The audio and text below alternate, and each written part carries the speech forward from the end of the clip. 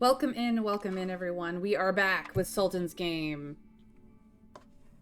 And we are still in run number 4. Or is it 5 now? No, it's 4. Ugh, you'd think I'd have had enough coffee by already having had a cup, but apparently not. Anyways, we're still in run number 4. We're still stable. We're balanced on the edge of a knife already and running around like a crazy person, but we're trying. Here we go. No, 3A didn't happen, Trav. That did not happen. We never let it happen. It does not exist. I don't know what you're talking about. There's just run number 3. There was just run number 3. But here we are with an extravagance card and vanity, vanity breathing down our necks. We've got people doing things in places. People doing things in places. So let's find out what happens, shall we?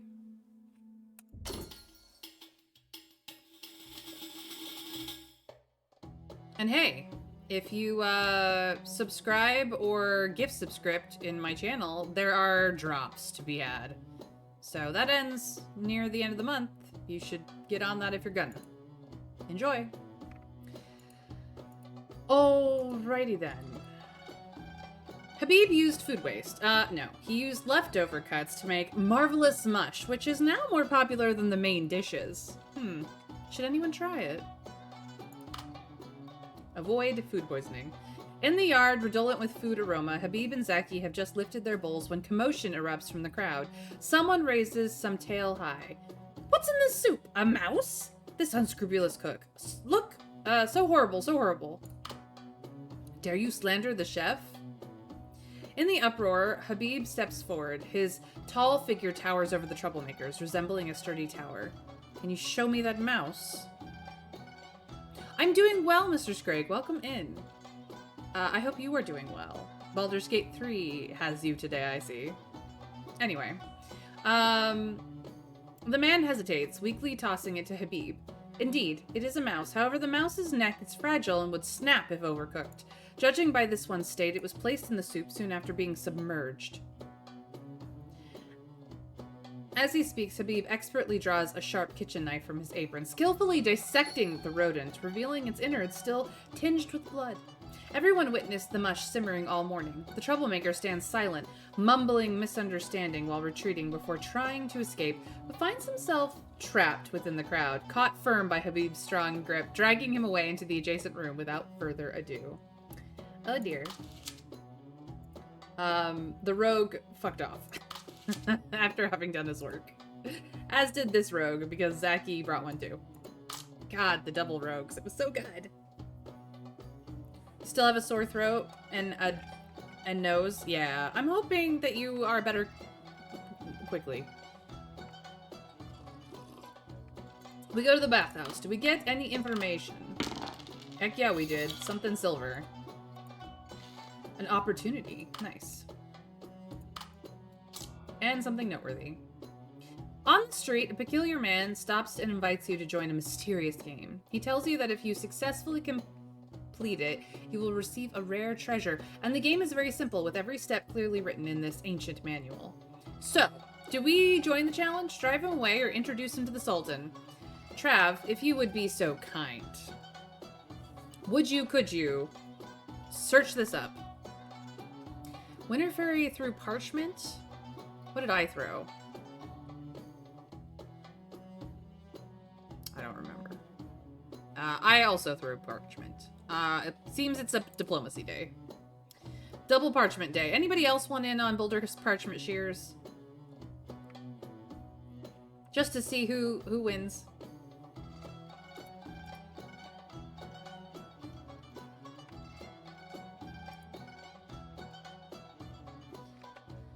Joining the challenge is insightful. Driving him away is a bronze mystique. And introducing him to the Sultan is a loss of influence. I mean, that's fair. Terrible option, that. Yeah, introducing anyone to the Sultan is rarely wise. Yeah, no kidding. He's kind of a bloodthirsty asshole. We only have 2 insight, so insight wouldn't be terrible. Bronze mystique is useful some of the time. But I think I'm gonna go for the insight this time.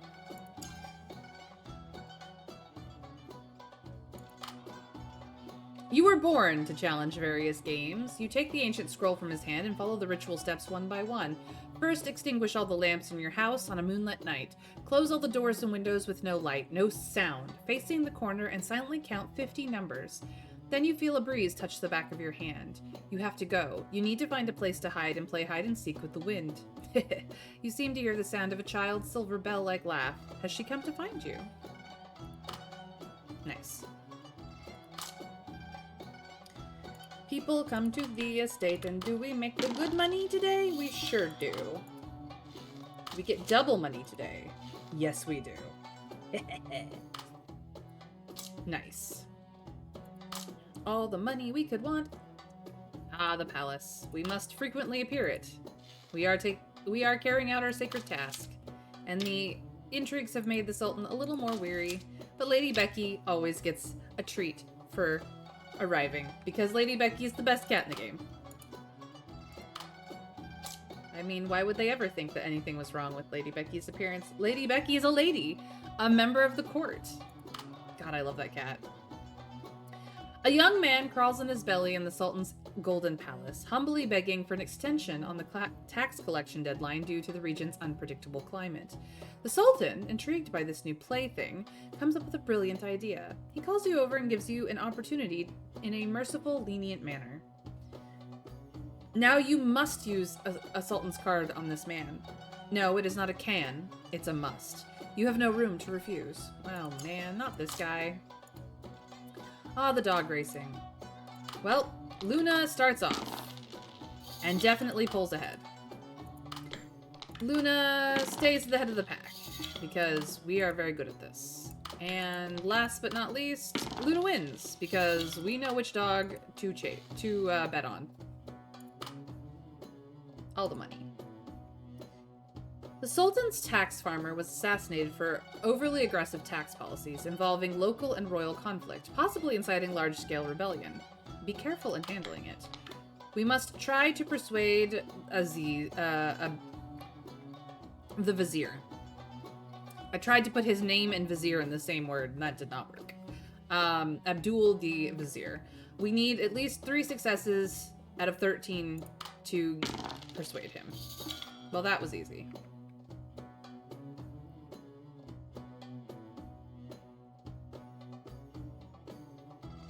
Oh, Trav, I know better than to bet on any other dog. Luna's dog is the best dog. His dog is the best dog. We love Luna, and then Luna is on the verge of getting destroyed, so it's gonna be a problem. You remind the vizier. This might be an excuse for local nobles to strengthen their private armies, rather than use a mild strategy to resolve conflicts. There's more fiscal debt, and the commoner's approval and renown. I'm glad that you're enjoying yourself, Mr. Scrake. We always enjoy hearing about your adventures in Baldur's Gate 3. I mean, I played it once and badly, so, you know. I am very bad at game. A noble knocks on your door, smiling ubiquitously. Now covered in gold and dressed in fine attire, it takes you a moment to recognize him as a prisoner you once saved, and he still owes you a reward. Soon you recall the assassination attempt you faced a few nights ago. Could it be him? Just for those few gold coins? This ungrateful miser. Maybe freeing him was a mistake. Jawad pretends to be very grateful for everything you've done, and swears to repay you in full, looking at the grinning fat noble before you. Although you still suspect his involvement in the recent assassination attempt a few days before, you need allies, so you warmly invite him to join you, which he gladly accepts. The promised gratitude fee wasn't short, but it wasn't as much as he'd boasted about. After 2 projects of collaboration, Mahir considers you her best partner and hopes to establish a closer, more stable, long-term relationship with you. Mahir has become your follower. She is not concerned about what deity you follow or what ideologies you hold. She is here because of you. In you, she finds a long-lost trust. Despite being a noble, she faced much scorn and ridicule for her obsession with crafts and tools, but you are different. You are willing to support her dreams, finance her endeavors, and most importantly, you believe in her. Reading can improve oneself. Now our girl has more wisdom. You feel the truth, but in the eyes of outsiders, you are just a little crazy. And she's also thoughtful.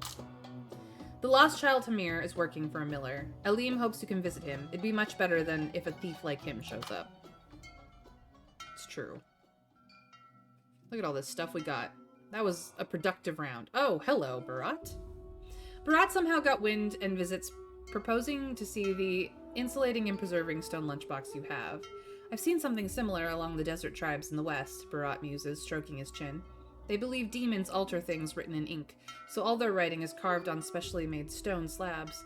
Even there, children must learn stonemasonry before they can learn to write. I'm straying off topic.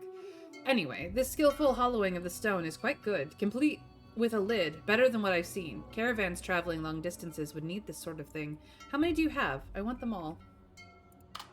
If we had made any, we could get money. Maggie comes to you with her dowry female slave and all, hoping you can spare a few minutes of your time for this girl.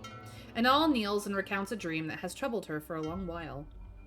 In the dream, she stands inside a sturdy house, warm and safe, when suddenly she realizes she's also in the wilderness, meaning she is in two places at once.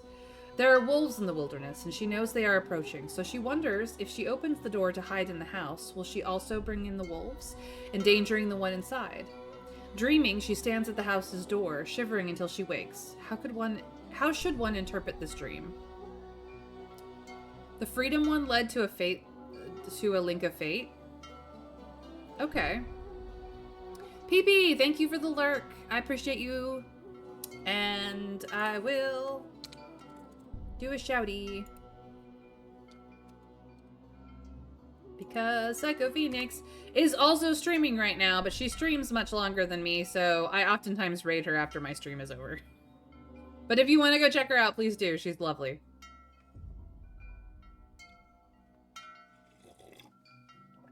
Okay. So, I mean, we already know that if we do the You Crave Freedom, even if it involves risks, we don't lose her as a servant. Because as much as she's a slave right now, basically we give her her freedom and she stays with the house. So she can stay content, or she can realize that freedom's an option and then choose to stay, causing her to bond tighter. Yeah, I think Trav is onto something. We want, depending on what ending we want as many bonds of fate we can get. So I will go for this one, even though it will upset her. You told her that in this dream, the self within a safe house represents the surface self, while the one in the wilderness symbolizes her subconscious. She clearly understands the current situation ensures survival without worries, but outside is filled with survival risks, yet she still yearns for freedom. Inal was frightened by your words, kneeling on the ground, repeatedly swearing she didn't want to leave your residence. She clung to your wife's leg, asking her to convince you together. It took some time before you calmed this loyal female slave down. It's okay, Inal. We would never abandon you. And Jawad wants to talk to us. Probably about his daughter. Look at how much shit has just popped up. Oh my god. Oh, geez Louise. Too many things to do, not enough people to handle it.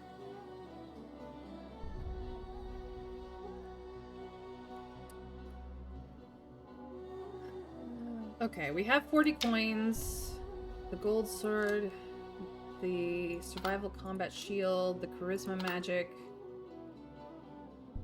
Okay. These are all really good.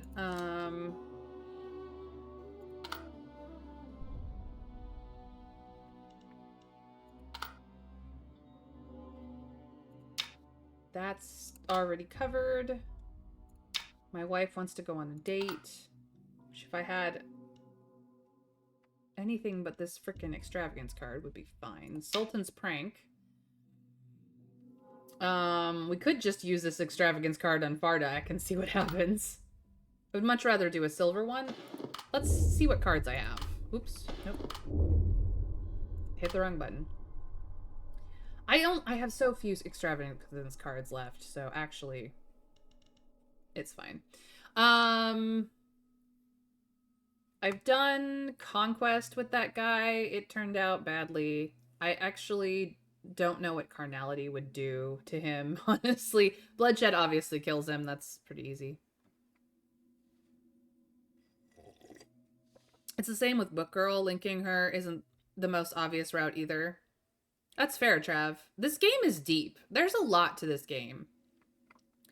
You know, this is my 4th run, which is why I'm having somebody in my chat look up information for me upon request. Vengeance bad, basically. Okay, good to know. But yeah, there's a lot here to juggle and keep track of. And the more people you have, the less, you know, the more things that you can get done, but also the less things that you have actual control over half the time. All right. We still have a couple of days left for Vanity Vanity.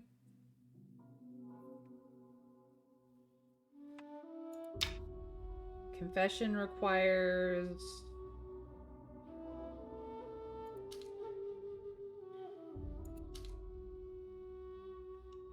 Nomadic life? It's just a survival book. Interesting. Okay.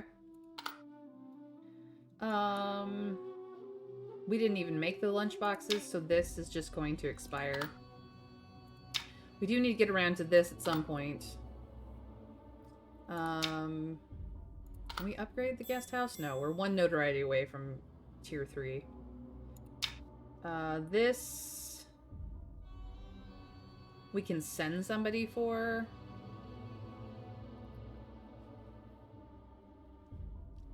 okay. This, we should go ourselves.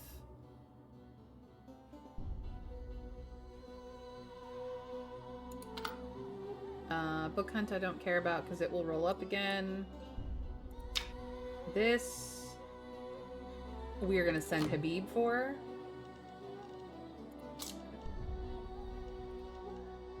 So we can always have Habib make more cuisine. That's not a problem.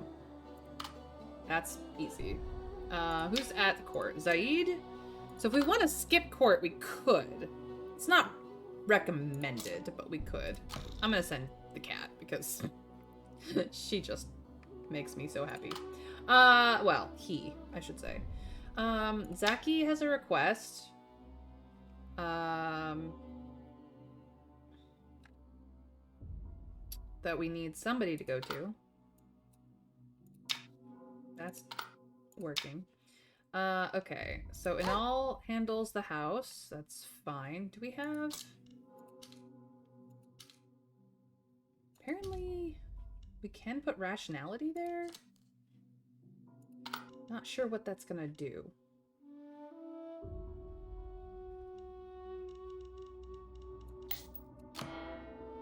What does this do?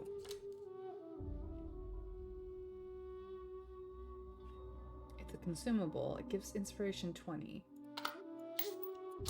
I mean, I know I can put these in there because it's got stats, but no, I think we're good there. The guest house has nobody in it currently because we've used them all, which is fine. Equipment merchant has an attire and 2 weapons and 3 weapons. Foreign merchant has an attire, an accessory, and a weapon. Okay.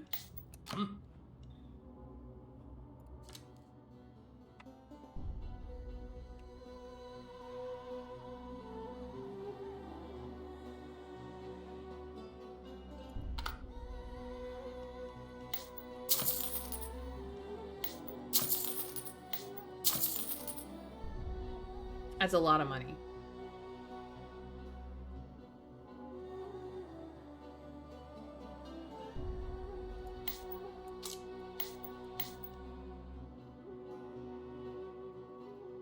We'll do that.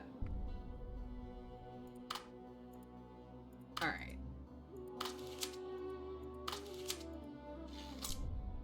Cool.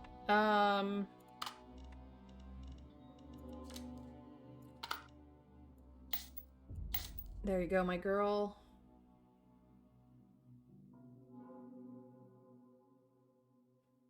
Oh, that's an accessory? I thought it was an attire. Why is it an accessory?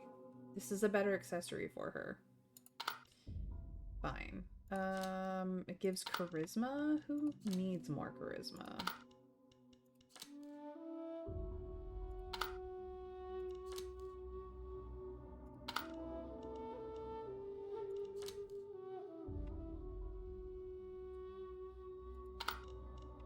Suppose I could take it. You have... This is an accessory. I don't think you have an accessory. You do not. Okay. That's perfect. He just doesn't have an attire now.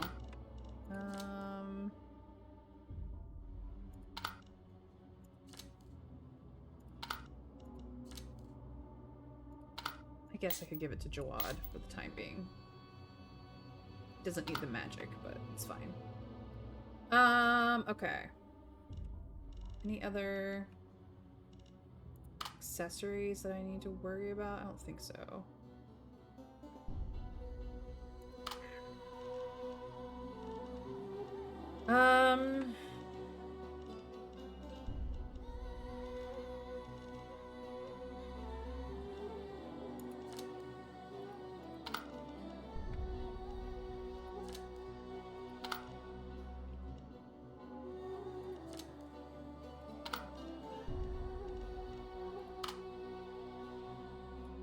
You're stuck in field investigation. It's already going.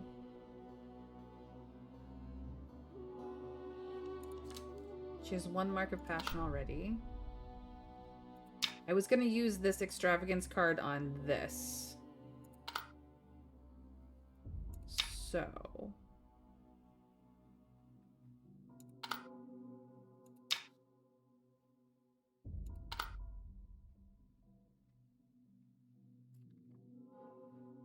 I recommend trying to get Adilla because of the hunter wife's friend teaches her to fight soon because her stuff will take time and it was fun stuff. Oh, and if Fatuna tries to get you alone, do it with a carnality card. Fun things can happen. Okay. So if that's the case, we need stealth, physique, combat, and charisma. We just don't have stealth because Zephyr's out. So I need to wait till Zephyr's back to do Injured White Rhino, which is going to be 5 more turns. I need a better card for Vanity. So I think I need to do this regardless. So I could do Aziz or I could do Jawad. I actually probably should find out what he wants first. That might complicate things.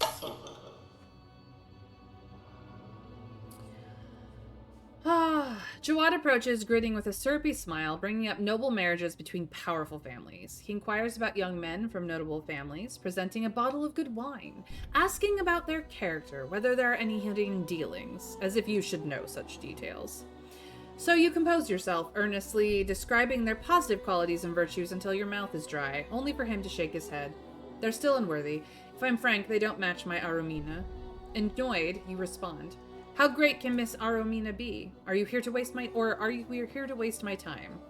Trav, which is the better option here? Because we know that Aromina is coming. Wolfang, welcome in. Thank you for the resubscribe. 8 months. Let's go, my mans. You've been with me for 8 months. That's so wonderful. Well, welcome in, my friend. How are you doing? It's been a while since we've seen you.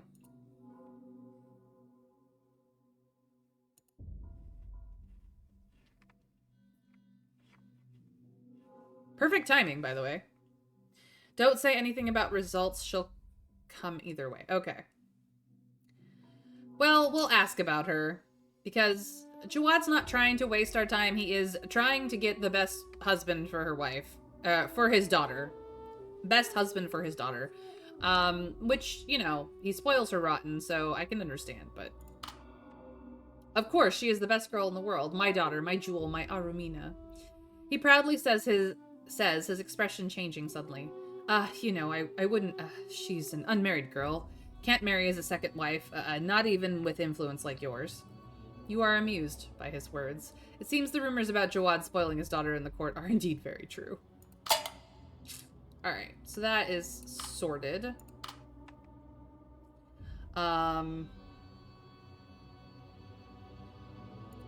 Which means that we can definitely do this. I might put this on you for a hot second. Yeah, it's a little better.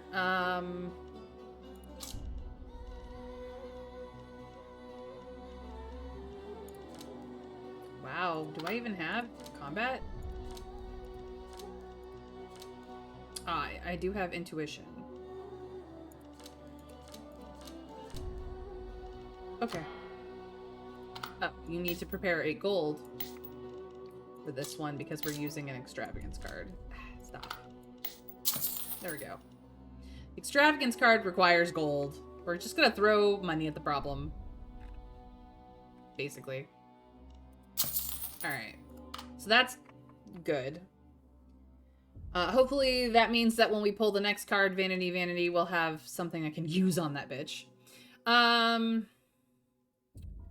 So now that's everybody else. Turning the millstone. We could send our wife.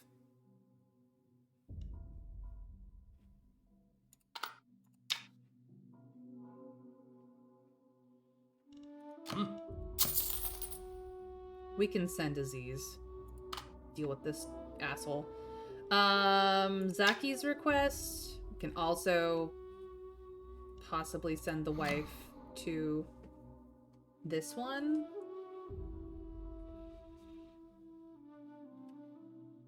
Getting closer to a year by the day, yes.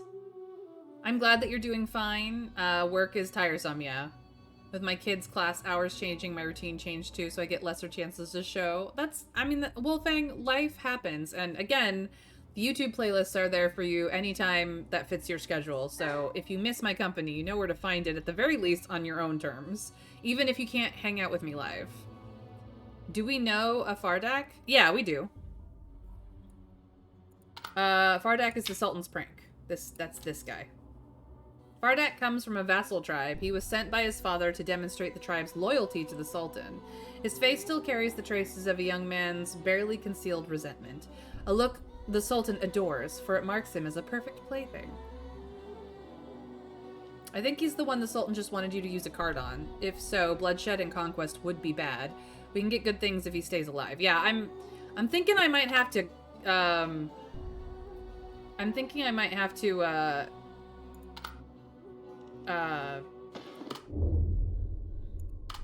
carnality him. Because bloodshed will just kill him. Conquest will get all of his people and then him killed.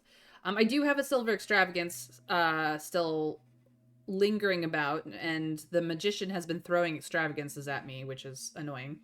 So there is that. I might have to carnality this poor man, which is not going to be great for him, but it will at least let him live. But I need something for Vanity Vanity first, and if I'm honest, I would love a silver bloodshed for her. I would love it, because I hate her, but any tier carnality except gold is kind of what we're kind of hoping for, so that we can bloodshed her afterwards. We'll get a little more piece of her story that way. I mean, not disastrous, just more interesting alive than dead. Yeah. Okay, gotta observe a bit more of this game before I can make any assertions of how it works. Card games like these aren't like Pokemon. No, this is a strategy game. A strategy game built on cards. This is a strat sim, really. Think Arabian Nights, think Aladdin and the Lamp, think, sultans and viziers and harems, that whole vibe. Only think deadly and dangerous, and I get executed if I don't break these cards. We are playing Arzu II. Where did I put myself? Over here. This is us, the chosen one. A poor soul caught in the Sultan's game. And If you go to YouTube, Wolfang, the very first episode of this playlist will give you the prologue, which will break down how the game works very fast before you get into the game. But the game is deep, it's complex, it gets you killed a lot. But yeah, if you want to catch up on this, because we're in the middle of run 4, so I'm not doing all the like basics explaining anymore. I'm just going, please, dear gods, can we survive this turn? Feel free to do that on your own time, but you don't have to do it right now. But I think the prologue only takes like 10 minutes. And I highly recommend buying this game if you're at all interested in the game and how it works, because it's so good. It's so good. You can pick up the game here. That's where I got it. I got it while it was just like, I played the demo of this game, and then when it went live, I bought it immediately. So it was if you already own Cultist Simulator, I believe it's still bundled with that, so you can get like, I think 10% off. If not, wait for a sale. Absolutely, but like, support this game, because as much as the English translation is not always beautifully done, when it is beautifully done, it's decadent. Anyway, yeah, it's a good game.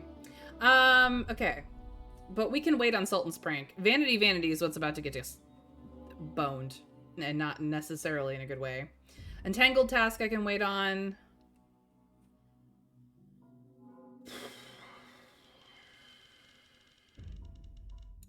Mahir is technically a noble. I don't necessarily want to do a Mahir thing immediately, so I'm gonna do this. I'm gonna do this. And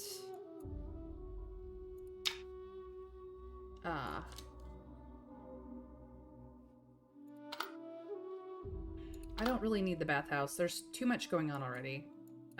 So what book can I have you read? What can I make you do that will help me? That's what I need to know.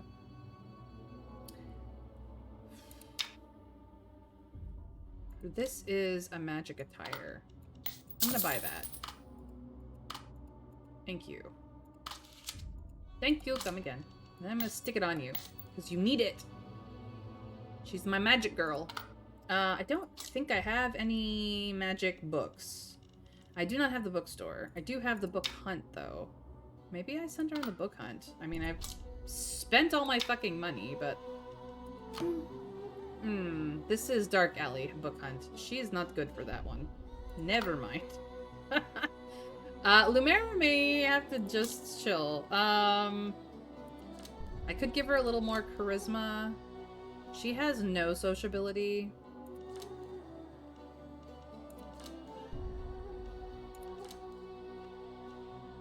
This says for Zephyr. We don't really need her to have combat. What is your charisma at, my girl? 2? We don't have any physique books, which would help her. The stealth I picked up from a stealth plus magic book. Charisma would not be bad for her. I'm not going to give her sociability. She does not need it. Yeah, we'll give her charisma.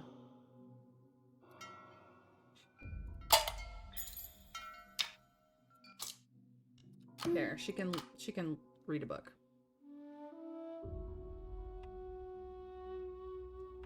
Also, my friend suggests we do a duo run again, but our party consists only with us two. I mean, that's like playing on hard mode. I mean, not having any companion followers with you. But if that's, I mean, you might consider doing a summon build in any of the classes that can do summons, for that matter, just to have helpers. But sure, if your friend wants to do a duo run, I know that it's possible to win the game with just your character. It's just dang difficult. I don't suggest honor mode, but you can do it as hard as you like. It's fine. All right, I'm broke. I won't stay broke, but I'm broke. I've spent all the money. I've gotten all the gear that I want. Hopefully the next card pull will be something useful for Vanity Vandy. Here we go. This game is kicking my butt. You overhear a noble in the bathhouse complaining, intentionally or not, about how his house outside the city has been occupied by a group of cunning vagrants. The steamy mist makes everyone laugh, dismissing it as if it were a joke, because everyone knows that if you were willing to spend some money to hire a few mercenaries, the problem could be easily solved. He hasn't done that. Perhaps he knows that you have been chosen by the Sultan and you are the only one in the city who most likes, or rather needs, to meddle in other people's business. You spent a large sum of money setting up a feast outside your mansion for 100 people. It was a true feast, with a giant roasted camel, sweet fruits, and jars of fine wine. You tried to persuade them to come out. Oh my god, what the heck was that roll? I can't even succeed. I have no rerolls. WTF, chat. This is bullshit. You failed to persuade them. All the food was fed to wild dogs. Afterwards, the Sultan mocked your foolish idea, but the extravagant feast for hundreds of people convinced the Sultan to acknowledge that you resolved this Sultan card. Well, that did not work out in my favor.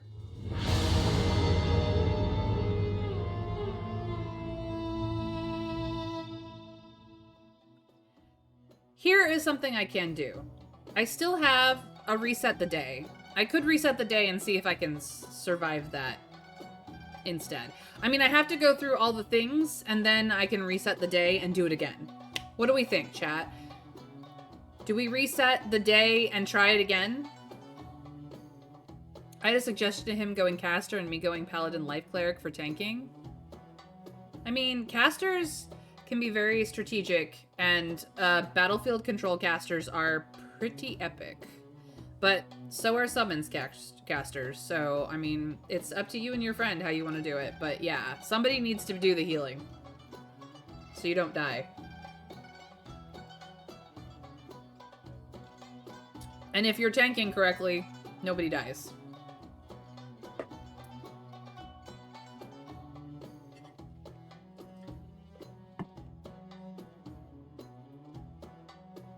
Necro Wizard! Would you have resets later on? Because this is embarrassing. It's not bad, really, unless you had plans for the place afterwards. I kind of had plans for the place afterwards, Trav, I'm not gonna lie. It is just embarrassing. I'm not, like, the influence loss is not the thing that's killing me. It's the opportunities I miss that's killing me here. So, yes, I started out this run with 10, and I would have 8 more. It's just this little rewind button here. It's just a matter of, do we decide this or not? And if anyone wants to spend the channel points on a D&D story, I have a really great D&D story about my own Goblin Necromancer Wizard that was a summons build for a tabletop RPG that I played for quite a while, so... In that case, redo? Yeah, I thought so. Okay, we're gonna skip through what happened, because this is not reality. Not reality, doesn't matter. We're just gonna auto through all of this. This is not how any of this happened. It does not matter. We are just gonna, I'm not even reading. We're just gonna auto through and then reset the day. Please stop stopping. I put you on auto, come on. None of this has happened, it's fine.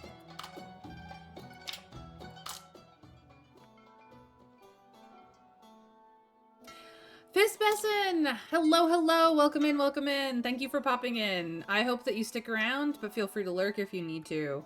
None of this is happening. This is not real. We reset the day. No, stop! I'm resetting the day. Okay, fine. Leave. None of this happened. Reset. Now we can go and find out what actually happened, and hopefully not fail the frickin' house occupied by vagrants. I can't actually boost my stats in any way, so this is where we go. But yeah, so the option for learning about my own experiences playing a necromancer wizard, not in Baldur's Gate 3, mind you, but in tabletop D&D, is there for those who want to pay the channel points cost.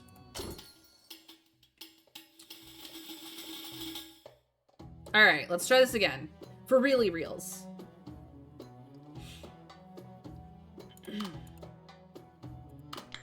So, I need at least 3 successes. I have 7 dice. I should be able to do this, but we'll see.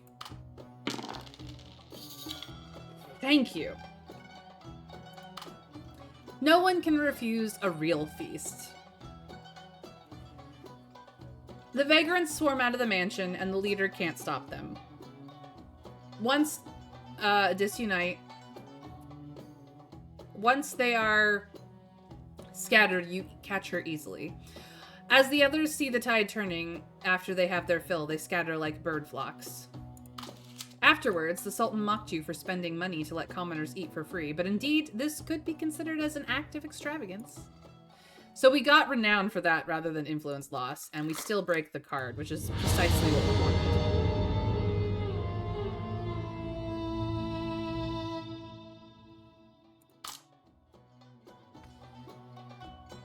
The troublemaker, resistant to reasoning, stubbornly claims no wrongdoing, then slyly suggests that if you give him 10 gold coins, he'll divulge who's behind the scheme, otherwise, no deal.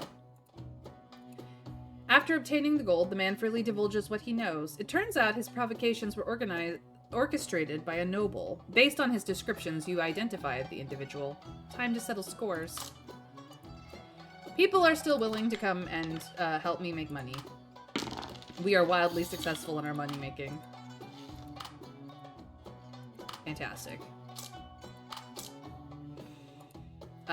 Going to the palace and being seen at court is very necessary. So we are getting inside information for that, and also wearying the Sultan with the arguing of the nobles. But Lady Becky was the one who went, and therefore Lady Becky, he is given a gold coin for showing up because no one thought there was anything wrong with Lady Becky going to court. Absolutely not. That cat is gold. Literally. Everywhere they go. Very soon, the great cooking at your guest house became widely known, even among nobles, who have hinted multiple times they'd like to arrange a tasting for them. You had Habib entertain a noble. Habib's skills are undeniable, even turning reheated leftovers into something palatable. The gluttonous noble leaves satisfied, his gluttonous performance entertaining the crowd, who extol Habib's cleverness while mocking the noble glutton. On hearing this, your mixed reaction leads to inquiring further, with Habib simply deferentially explaining he dislikes the man's overbearing manner towards you. Hey, I agree. That asshole does not get to have us as a friend. Aleem has found Hamir. Would you like to see him? It seems he's really working as an apprentice at the mill. Hamir remembers you. This is a childless couple whose ancestors were nobles, but by this generation, they only have this mill left. They don't recognize you, but Hamir proudly shares the story of how he once stole from your home. The miller's face darkens slightly. It's clear they've been raising Hamir like their own son, and no one wants their heir to be a thief, do they? You quickly cut off his rambling, pulling out a shiny gold coin, insisting on buying flour milled by Hamir himself. The boy reluctantly heads off to work. Later, as Aleem drops noodles into the hodgepodge soup, his tears fall into the pot. The boy's finally on the right path, he mutters. I couldn't be happier. These little beggars have latched onto you. They eat like there's no tomorrow, but once you play the good guy, everyone expects you to keep up. Before they eat you out of house and home, hurry to find them a way out. Now, hopefully I can get Methinks to give me a way out. It just refuses. I don't know if that's glitched or not, but I'll keep feeding them, I guess. Lumera becomes more charismatic. Very good. And thoughtful about it. You recently discovered by chance that every afternoon, when it's less busy, the maids gather in the study around Lumera to listen to her read. The ink on the paper hasn't dried yet, seeming as if Lumera wrote it herself. We did say that she should. She smashed the water jug on the stone, and milk flowed into the river. But she didn't feel any regret because it was given by her enemy. Honey given by an enemy is poison. Lumera read softly, her voice steady but her enunciation very clear. Apollos cursed the man who gave the milk with anger. She said she would rather starve than live off the charity of the one who killed her mother. The maids were engrossed, discussing Lumera's story animatedly, debating whether the protagonist should have smashed the milk jug, until the old slave girl reminded everyone that their master's lunch was about to start, and they dispersed to work. Only then did Lumera notice you in the hallway. After kneeling to greet you, she nervously twisted her robe and asked, "What do you think, master? Should Apollos have kept the milk given by her enemy?" As always, Trav, please dig up what is the mechanics behind the choices. But chat, feel free to weigh in on your opinion on the matter. Should Apollos have kept the milk that her enemy, who had killed her mother, given her? It was right that she didn't keep it, or should we tell her not to waste the servant's time with her stories? What do you think, chat?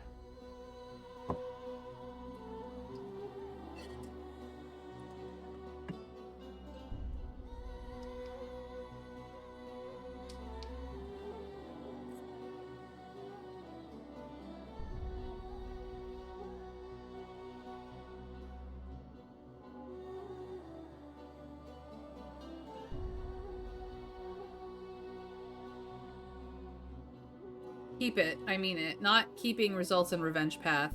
Keep results in happiness path. Happiness leads to some very interesting things. I see. So this is teaching Lumera morality. Interesting. What is the do not waste servant's time? Is that just dismissing the entirety of the quest line? Regardless of path? I'm just curious how it all works. Because again, this is my 4th run. Breaks it all. Okay. Yeah, that's what I thought. Alright, well, she should have kept it. You tell her that in your view, honor is far less important than happiness. In other words, the ultimate goal of life should be to make oneself happy, and honor is just one of the means to achieve happiness. For the protagonist's child in the book, a cup of hot milk is happiness. Therefore, you think she should take the milk home and let go of the hatred. You are always right. Lumera looks at you, nodding obediently. After a while, somewhat hesitant, she asks, "Can I still tell them stories?" You smile and promise. Our girl, our little genius girl, we love her. And we got renown out of that. That's nice. If I clink the coins, it's just because I really enjoy it. Ah! Sometimes they just hit you. I've gotten a hydrate. Thank you for the hydrate, Wolfang. And I enjoyed that hydrate immensely. Perhaps to ask you not to drive her away or to prove her value, and all served you a plate of ruby-like pomegranate syrup with crushed ice from the ice house. She mixed the ice into the syrup and then kneeled it to present it to you. With one bite, the sweet scent of pomegranate permeated your heart. With your praise, she withdrew happily, seemingly no longer bothered by the dream. After Inal left, your wife told you that Inal was a house-born slave, born at her home, enslaved since her grandparents' generation, never experiencing the life of a free person or considering buying her freedom. A simple-minded girl, great at cooking, if a bit too talkative, but has always served well. You nodded, a strange thought causing you some slight unease, but now, that's the best you can do, and we gained mystique. And now we must draw a card. For those that don't want to get spoiled too much, happiness is much better than revenge. In my first run, I chose keep it thinking you need to eat and stay alive to exact revenge. I mean, Frisk Besson, that's not... you're not wrong. You do need your strength to gain revenge. But let's see what card we actually get this time. Nope. That's weird. No. Absolutely not. Silver Carnality. We can deal with Silver Carnality. She is out to get me killed. This magician. She hates me, but here we are. So yeah, we're weighted more towards the high end of bloodshed than the low end of bloodshed. We only have high end extravagance left. Conquest is more weighted to low end than high end. as is carnality. So we are getting rid of second silver carnality here, which I guess we're using on Vanity Vanity. I would much rather use it on Sultan's Prank and Fardak, but Vanity Vanity is what we're doing. So Lumera wishes to speak with us.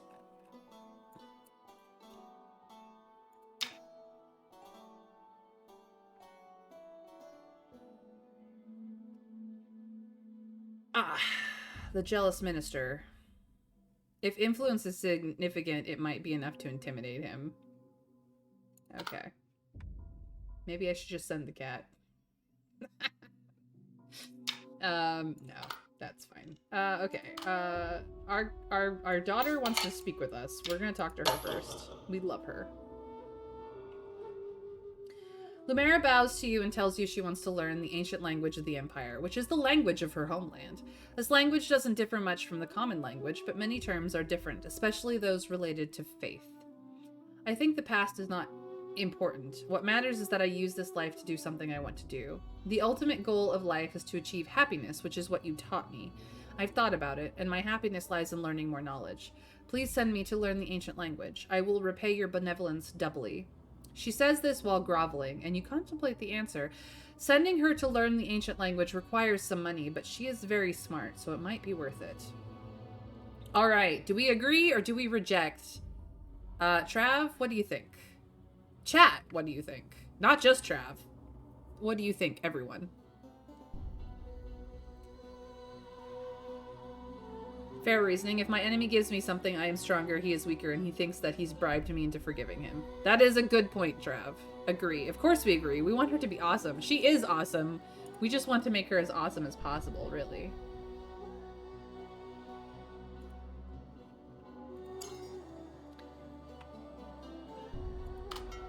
Lumera has a thirst for knowledge, and you can satisfy her. Why not? Okay. So.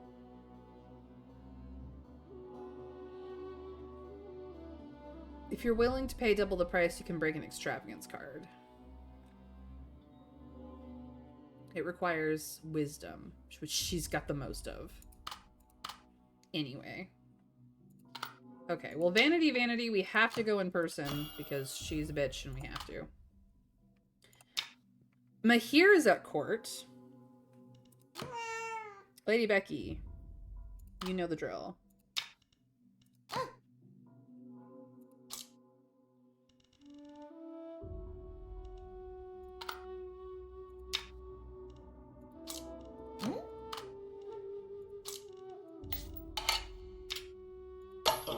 Please give me something.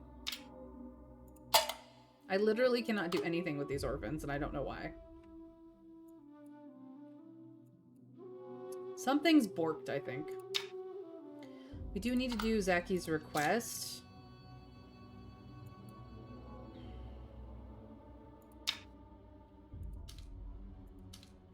That requires me. Okay.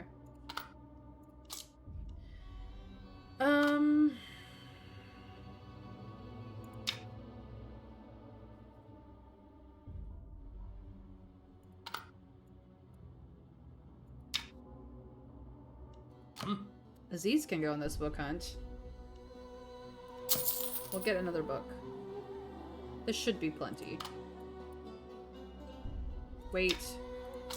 Wait. We need to start this.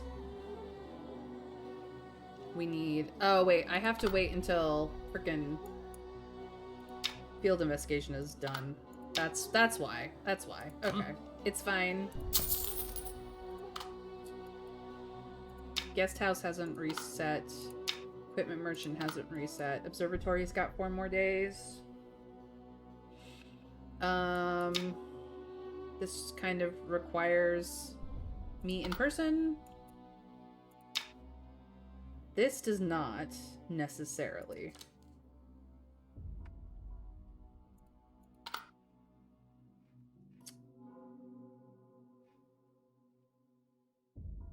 Sultan card requires us personally. It's bloodshed, carnality, or conquest. It's got a few days. Maybe whatever rolls up. And it doesn't expire, so we can wait on that one. Confession. Only requires 3 gold coins. Confession can accumulate piety value. Could put piety on our wife. I don't really want to go to the bathhouse because as much as I get information, I also get freaking more things to do, which I need less of, honestly. Lunchbox business. We don't have any lunchboxes to give, so we don't care about it. This one... Yeah. Bathhouse date we can't do without being in person, so we'll have to wait till another date rolls up. Entangled task requires...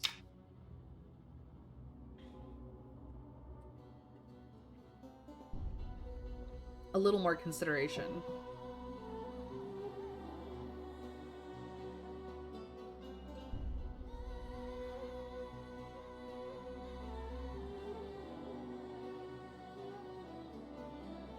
Choose to persuade the noble or use gold coins and a Sultan's card on him. Choose to persuade the roaming swordsman or use gold coins and a Sultan card on him. Okay.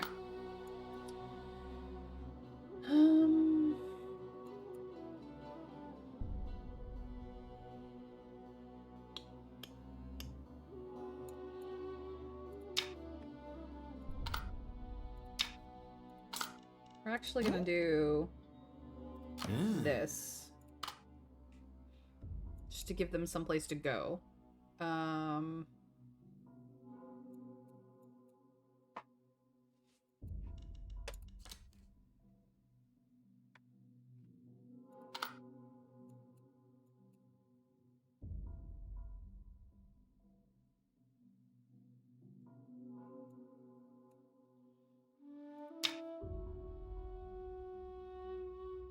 Survival and wisdom. Stealth, physique, combat, charisma. And we're ignoring Minal's quests because they're sad, honestly.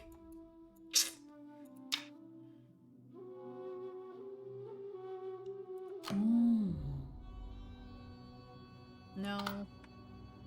That one can wait. I don't really have anywhere for these people to go. We've got a couple of people here. I do like having Rael, but it's 10 gold, which we don't currently have. This guy, it's fine. He can stay there.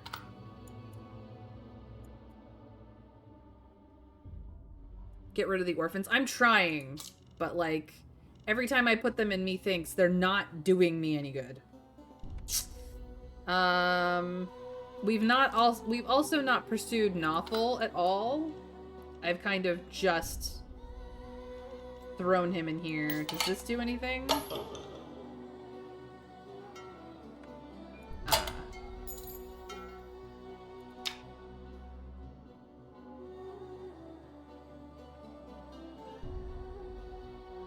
He'll just go back to my hand. That's not a problem. Actually, this is physique, as is this. There are people who could use physique.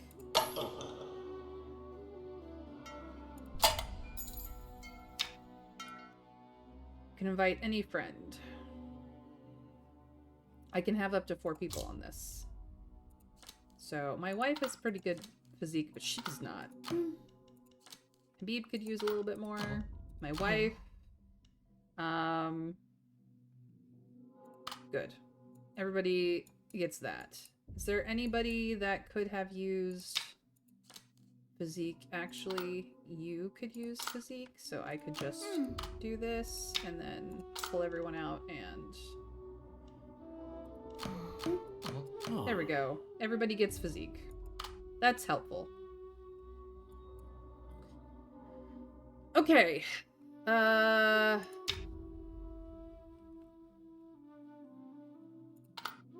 could have sent someone to that, but I will get to it. It's fine. It's fine. It's fine. Stupid vanity, vanity.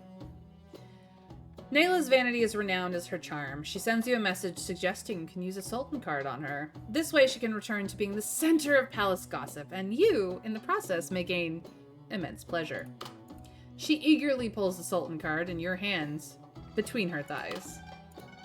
As rumor goes, her ardor is much like the tides and reefs, turbulent, complex, inescapable. The next day, the whole of the city has learned of your affair with her. She even praises the boundless passion and pleasure the card brought her in the court. The Sultan enjoyed the story. The same cannot be said about your wife. I'm so sorry, my wife. If it wasn't for these blasted cards, I would never have done it.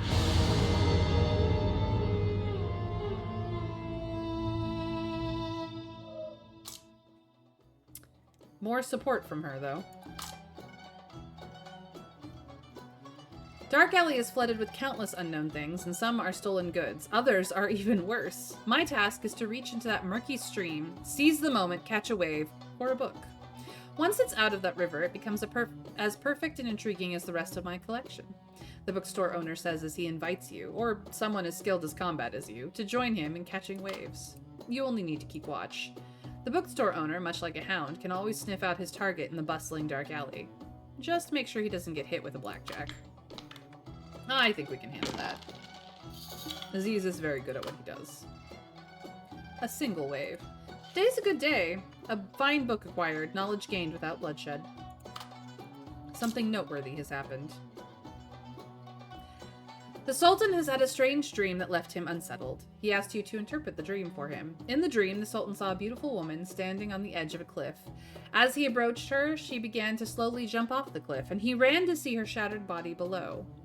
Then he suddenly saw the woman standing next to him again, jumping off the cliff and shattering once more. This scene repeated countless times until he finally woke up. Is it a good omen, a bad omen, or has he been working too hard for the country? Chat, feel free to weigh in while Trav wrestles me up some information for behind the scenes, and we can make a decision here. I would love to hear your opinions, but as this is a lurk-friendly chat or stream, if you are just hanging out and listening to me in the background, just know that you are loved, you are wanted. I appreciate you so very much, and I hope that you enjoy yourself while we sit here and discuss all the choices. What do we got there, Trav? Let me know.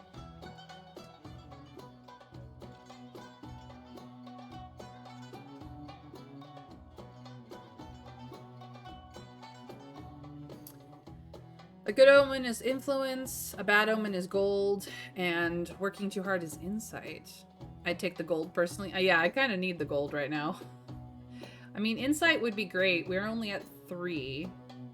Influence is fine. I think we're at 15.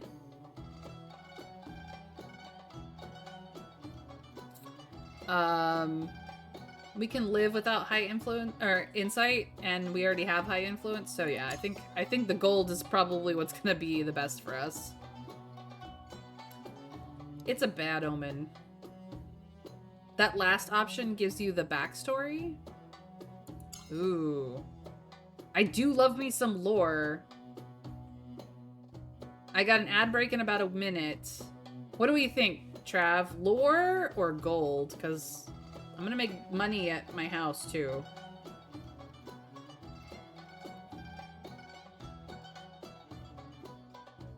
Always good to have the lore. Heck yeah, we'll get the lore. Let's get the lore. You've been working too hard for this country. You wouldn't remind the Sultan of the dream's omen. After all, everyone knew that the defeated Sultan of Caucasus had 9 beautiful daughters who committed suicide together after their country was conquered. You flattered the Sultan, assuring him that he was overworked and that it was only affecting his sleep. You recommended some beautiful girls and various entertainment spots, but he remained disinterested. After exhausting your speech with a dry throat, the Sultan finally waved you away. However, as you left the palace, you couldn't help but look back and were shocked to see the 9 pale girls in the shadows where sunlight couldn't reach. Yes. Well, it's always fun. We love the lore. Alright. Let us make some money. Oh, we made good money, too. Did we make extra money? No, not this time. Probably next time. If if I've remembered my count, because it's every 3 days. We went to the... Well, our cat went to court and got us not only inside information, the wearying of the Sultan, but also gold. Because our cat is the best cat in the world.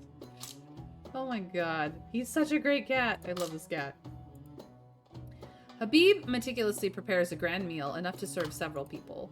Dinner's ready. Delicious food, close friends. There's no better setting for a meal. And everyone gets a point of physique for that. Oh my god. An uninvited guest shows up suddenly. She's wrapped in exotic silks, with each strand glimmering with gold. It's unimaginable how exquisite her attire should be if such precious fabric is only used to cover her face. She slightly bows to you before suddenly pulling down the veil. I am Arumina. I heard my father discussed my marriage with you. Allow me to beg you. My marriage is my own choice. Don't listen to my father's nonsense. Do we molest her? Because that's a thing we can do, apparently. Do we promise her, or do we reject her? Trav, please, the stats help. But the rest of chat, feel free to weigh in and tell me what you would prefer to see here, because this choice is ridiculous. We promise her because we aren't dicks. Yes, but what does each option mean? That's what I would like to know.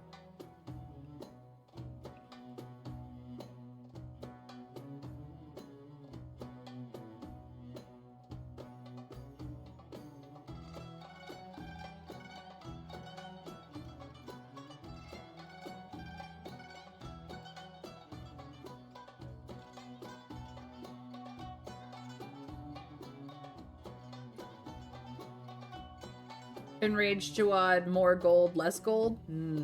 I also hate the idea of arranged marriage. Fen!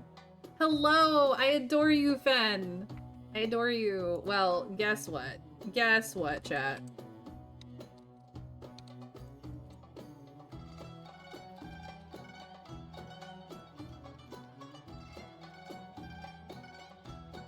You're not following Fen. Follow her now. Follow her immediately.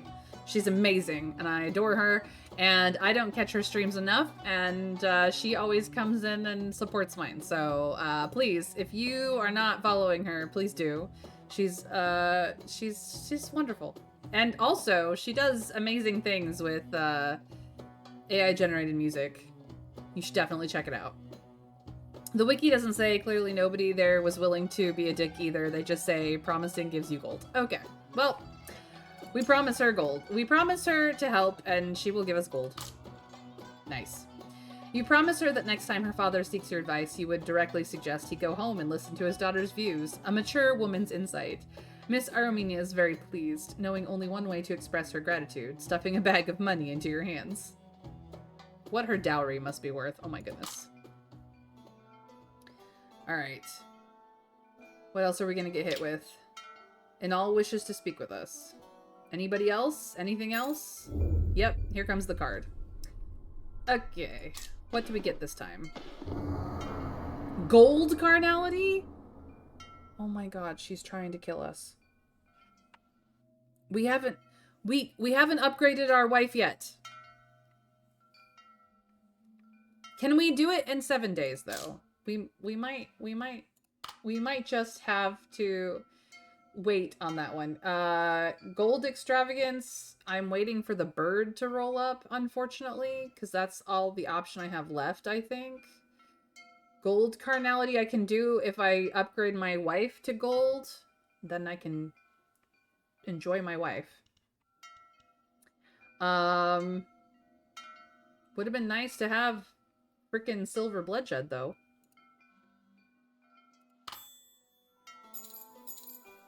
Okay, the guest house has reset. So we have a scholar, a mage, a monk, and a swordsman. Nice. And we also have enough notoriety that we could upgrade it, but it does require 10 gold, which we may not have time for. The thief's apprentice. Need to pass a check to persuade the child to follow the right path. Jeez Louise. She's unhappy Wife's resentment. I didn't even have time to, like, attempt to do this on its own. Dragon! Dragon snuck in. Gift Maggie gold tier jewelry. I mean, I have gold tier jewelry on her. I would gift it to her in a heartbeat, but unfortunately, I've ended up with the Habib one, not the gift one. Upgrade wife tight, yeah. Guys. Dragon is in the house. If you're not following Dragon, what are you doing? When he streams, it's really great. Okay. I need to do this one as well today. Who's at court? Lazig's at court? I could skip court. He's already support. It's not great to skip court, but I could. I do need to do Lumera's in person, but I don't have to do it right this second. Thief's Apprentice I should go in person for. I don't have to, but I should.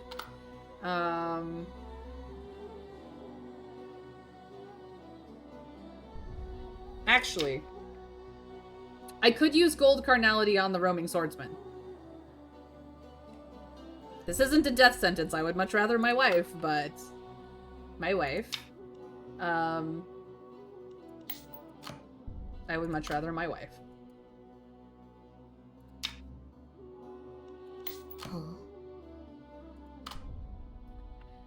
After the last guidance, he completely regards you as his mentor for life. This time he's come to you again. You hosted him. Zaki expressed his gratitude and admiration for your guidance during this period, but he doesn't want to bother you all the time.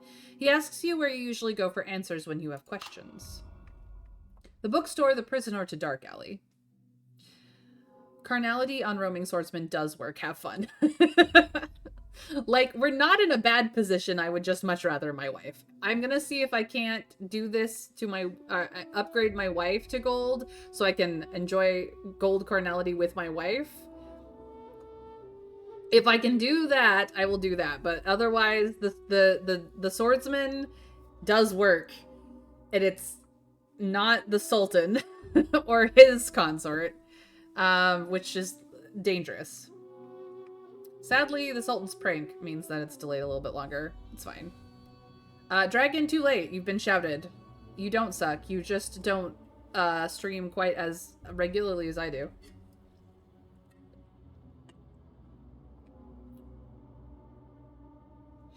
And besides, you're about to do you're about to start working on an attempted speedrun. So I'm gonna support your efforts, my mans. But yes, Trav, if you could rustle up the stats, that would be great. And everyone else weigh in on what you would decide. Please, I want your opinions. Even if I don't pick them, it's not because I don't love you. It's just because I love the discussion.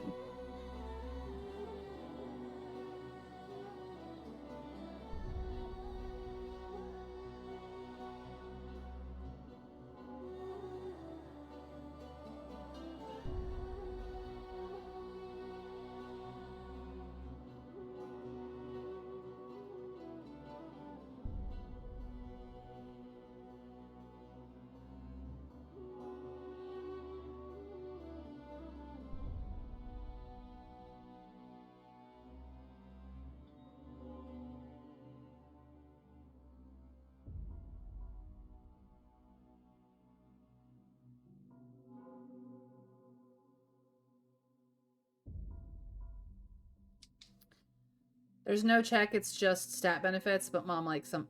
Yes, Trav, I am aware of that, but that, like, please tell. The bookstore? Yeah, that might be changing when I get back from my vacay. Yeah, I understand, Dragon. You stream whatever you want to stream, but your streams are fun, so I'm gonna support you, regardless. You're my friend, come on. Bookstore, you'll appreciate the 2 wisdom, 2 charisma more. Alright. Wisdom and charisma, 3 wisdom, 2 stealth. Yeah, I don't care about stealth on Zaki. The wisdom and charisma is definitely much more what we want anyway. 3 wisdom would be great, but going to the prison for that, mom's not gonna be mad. Or mom's not gonna be happy. The bookstore is much safer. That's what I was gonna pick anyway, but, you know. Alright, so the final lesson is now up and running. And Maggie is available for other places. Who's going... Lady Becky's just going to court. We love sending her to court. It's great. Okay. This, I have to go in person. This, I would like to go in person. I don't have to go in person. I would like to. I could do this. But she doesn't have the sociability. I don't have sociability equipment, and it's a problem. Actually, we could do Zaki and Lumera, because she is freaking the wisdom up the wazoo girl. Do love her for that. We'll do that, actually. Okay. Estate manage... Well, we haven't figured out what Anal wants, so let's do that before I go much further. Oh boy, here we go. You generally need to pick all the first options for Zaki if you want to recruit his mother or give or take hunting lessons. Yeah, I'm aware. I like having the both of them. They're both very useful. We need to get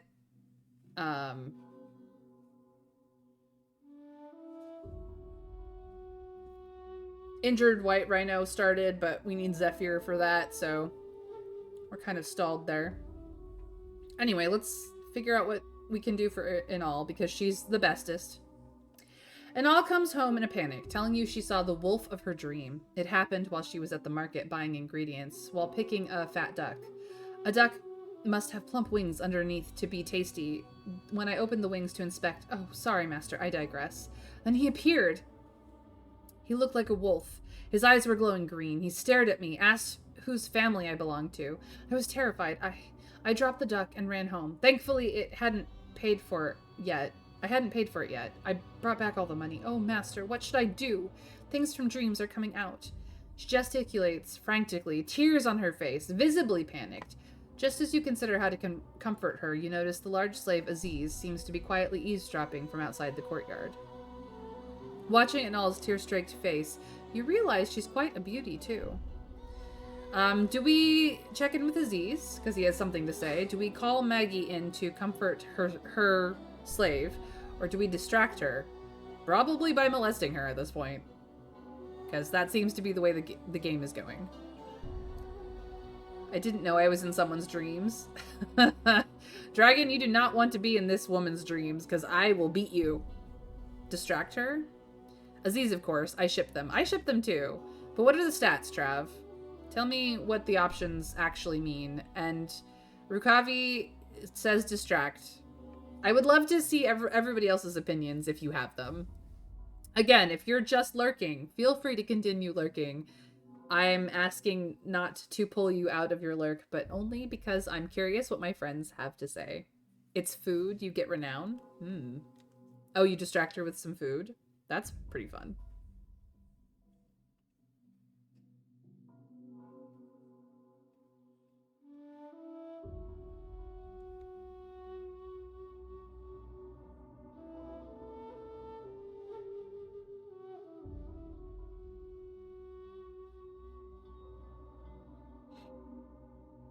Wiki doesn't say. I'd choose to call Aziz.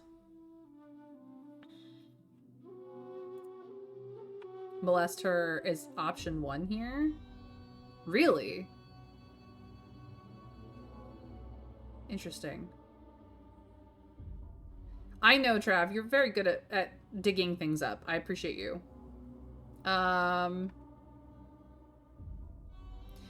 Do any of you who have played chosen the call Maggie to comfort her option? I'm just curious what that does, if you happen to know offhand.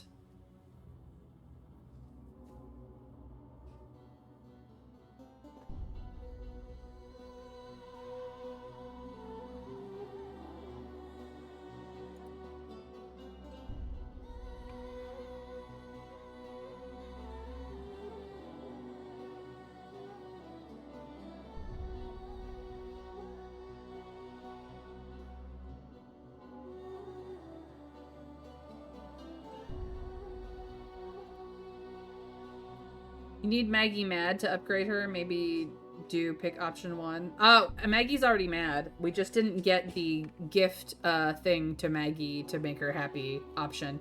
We got Habib's your wife is upset. Should I help? Option. Which is fine. We do love Habib helping. He's very he appreciates his mistress.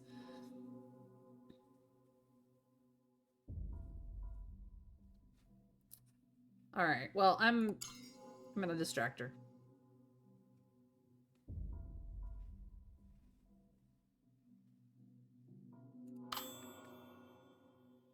To relieve tension, the best way to distract yourself, do something else. You pat Anal on the head and tell her she can freely buy something she likes with the money originally set aside for groceries. Once she's feeling better, she can tell you what really happened. Her sobbing stops and she shows a hesitant expression. A slave probably rarely has the chance to receive such a reward. She kneels to thank you and suddenly dashes out, having thought of something.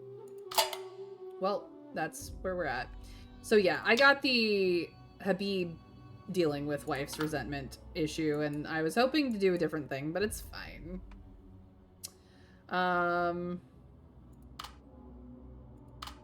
We are going to attempt to upgrade Maggie within the next 4 days. It's just I didn't get the right one right off the bat. Thief's Apprentice, I would like to go myself, but I'm already caught up. So now we have this. They can handle that. Mahir, I don't really have anywhere to send you, but Aziz, I need the stealth. I need Zafir to come back. He's got 3 more days. I don't really want to go to the bathhouse because we get more things to do every time that happens. It's very annoying.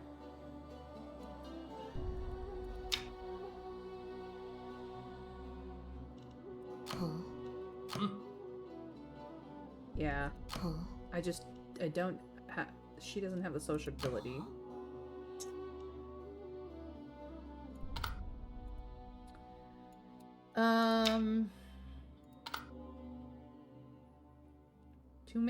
Too many places to be. What is this? Wisdom and survival? They might be able to do the Wolf King.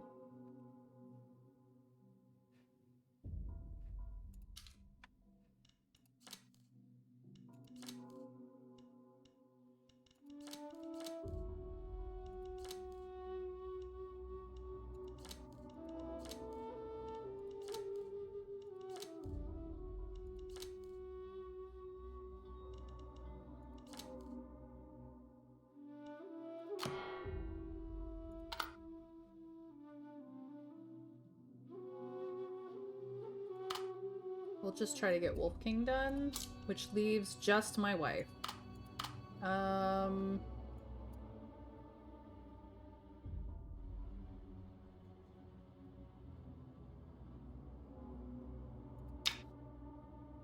Maybe instead...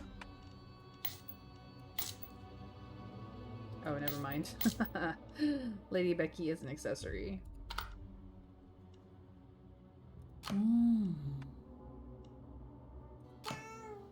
Cat gives money. Yeah, all I can send her is the bathhouse. Maybe I just leave my wife to not do things. She can just hang.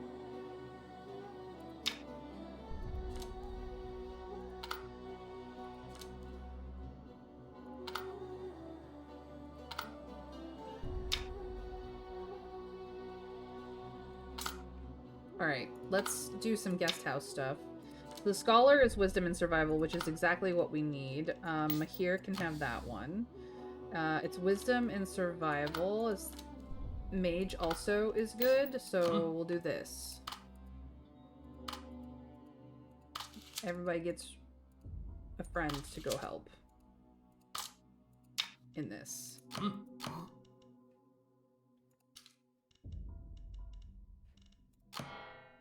Much better. Or would I prefer the survival instead?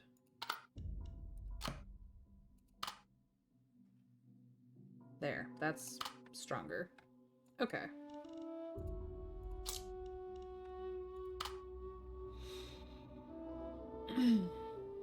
The haunted house will never be investigated. Yeah, I never do this thing, and I really should. You don't have to use a card on it, but I just have not ever decided to do it. It's just not on my priority list. No ghost busting. Eventually, maybe I will do it, but today is not that day.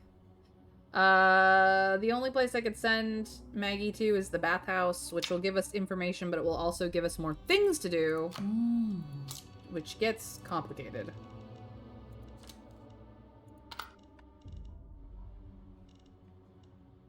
Wait. Can I do something with these bloody urchins? No. It's refusing to give me the urchins.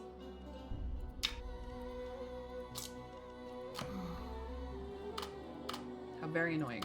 Alright, here we go. End the day.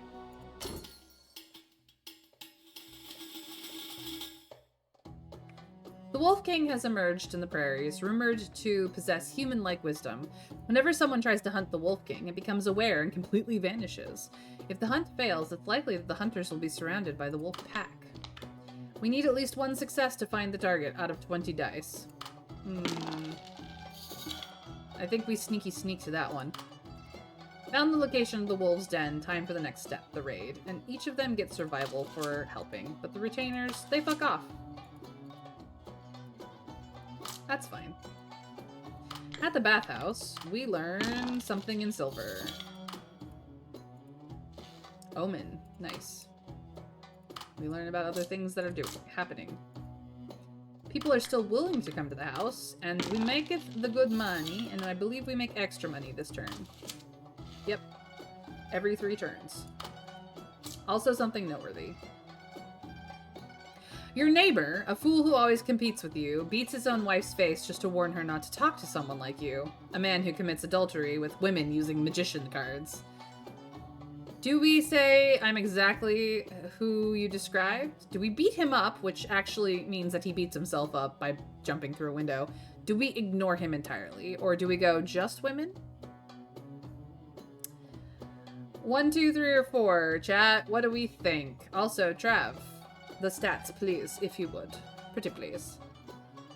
He's not going to like the next few days. No, he's not.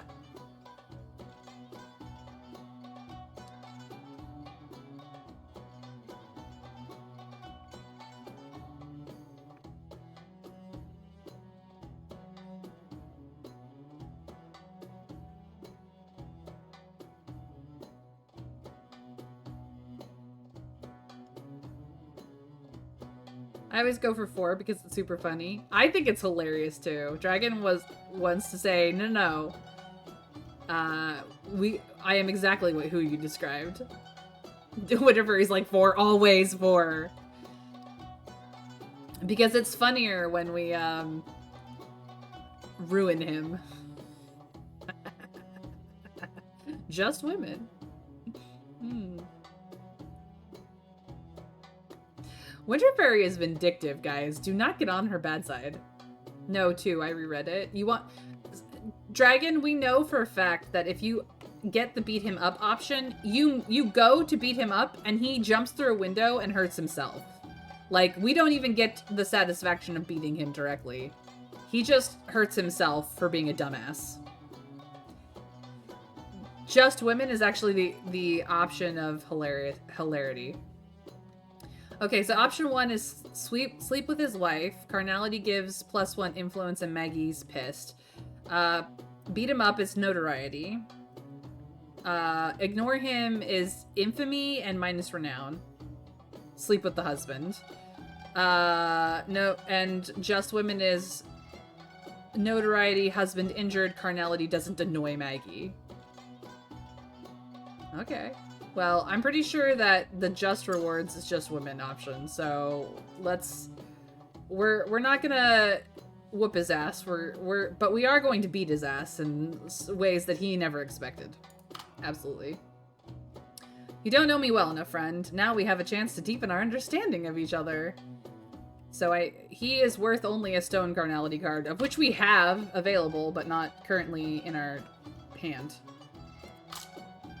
It's not going to enjoy that. We must frequently go to the palace. Inside information got because support was higher than opposition. The Sultan is somewhat wearied, and Lady Becky is rewarded just for showing up because he is the best kitten ever. Yes, Lady Becky is a male kitten.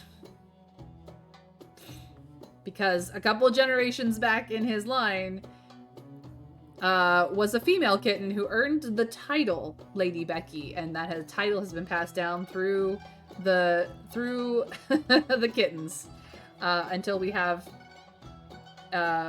this noble male kitten, Lady Becky. We love him. He is really the best. Perhaps noticing the lady's recent bad mood, Habib is asking around about Maggie's favorite foods. Come to think of it, if you can use him to prepare some snacks Maggie likes, she might forget about your little tiffs. The peacock spreads its feathers. With a touch of boastfulness, you enthusiastically describe Maggie's favorite dishes to Habib. Of course you're the one who knows her best. Habib listens intently, showing no sign of anything amiss.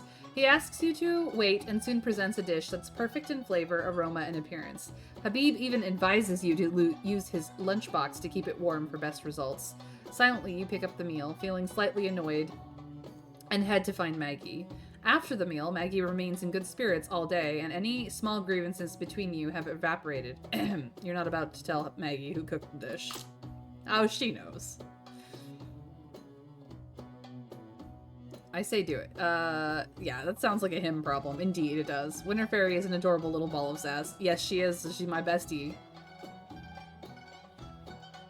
You take him to the bookshop. Every riddle has its answer, you tell him. History and books hold them all. The bookstore owner is always welcoming of new customers like him. They enjoy a lively chat, and old customers passing by give the young men recommendations from their own reading. What a pleasant afternoon. Wisdom and charisma.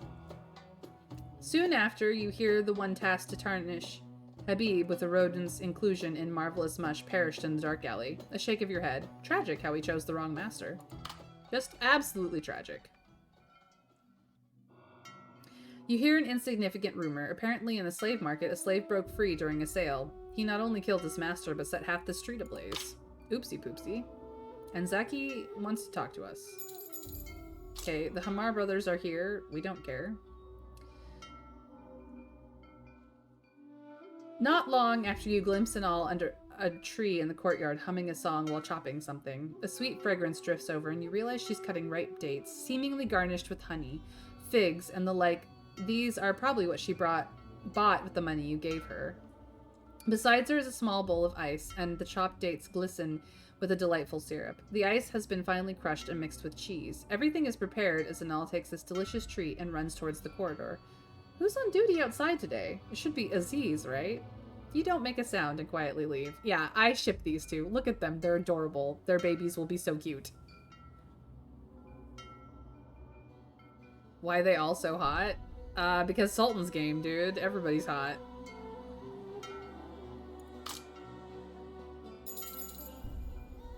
Okay. We've got hungry mouths again. That's fine. As you wish. Doesn't expire, so I can just wait for the carnality card. After rigorous training, the young noble has fully committed himself to you, and now I can share ideals. Okay. Sultan's prank is still a problem. I have this carnality card. Timing is gonna get weird. Who's at court? This bitch. Okay. Well, she's still here. Can I kill her yet? No.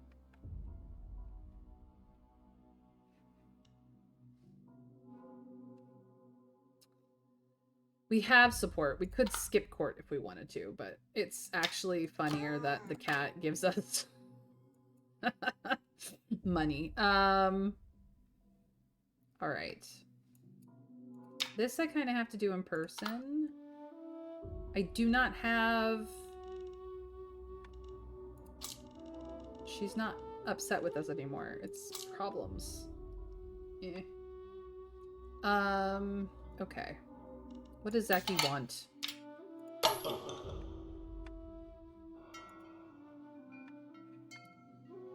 Zeki comes to you in a daze. He tells you that he accidentally found a letter to his father received before his death, revealing that his father had used his mother's family money to keep a prostitute.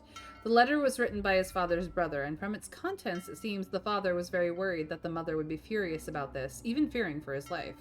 Remembering the days before his father's death, the young man recalls his mother suddenly preparing a strange herbal tea, the sudden visit and departure of his uncle, noises at night, and all of his father's guards being sent away. He knelt down and begged you to guide him. Which we have to do in person, or it goes badly. And now he's not here for this one. Okay. That just complicated us. Again.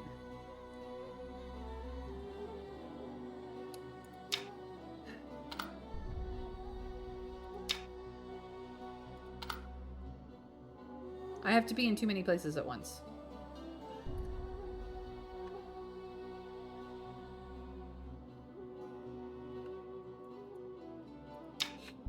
We're gonna do this. We're not using an extravagance card, so it's just 5 gold. We need wisdom.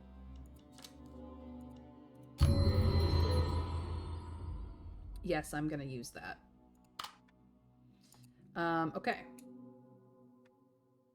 That's that.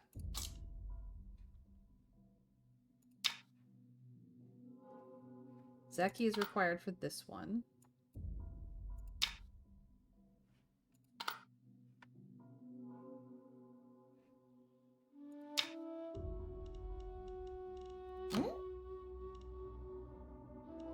Oh.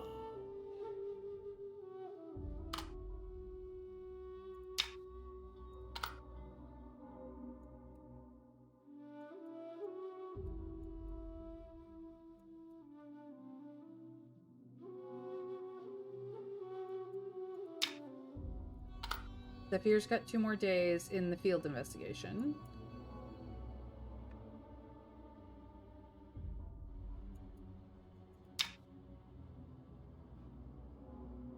Cannot send anyone. We don't have his mother yet. I don't know what happened to getting her.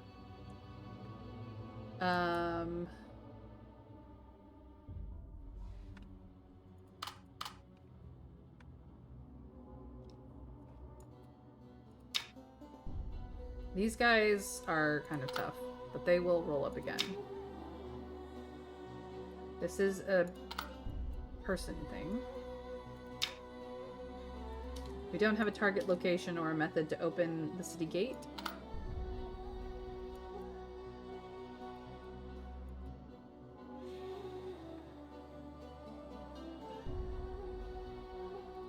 We do have enough money to pull Raid out, actually. Let's do that.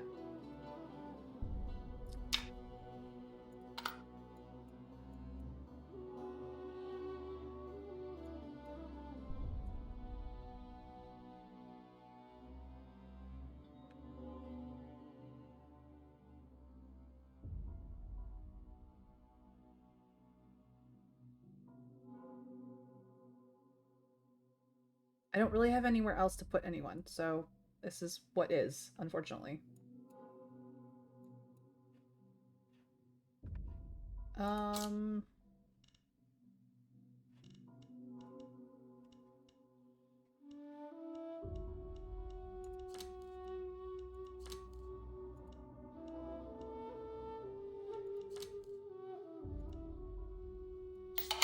We can do more of this then, I guess.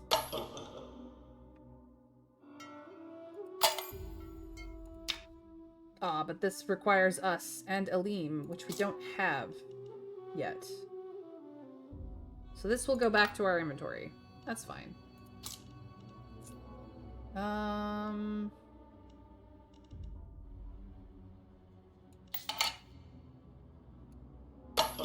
What does this do? This is your rationale. You can immediately find a reasonable explanation for the strange events that have recently occurred, or save it for when you truly need it. I will save it for later. I wasn't sure what that would do. We found out. Okay.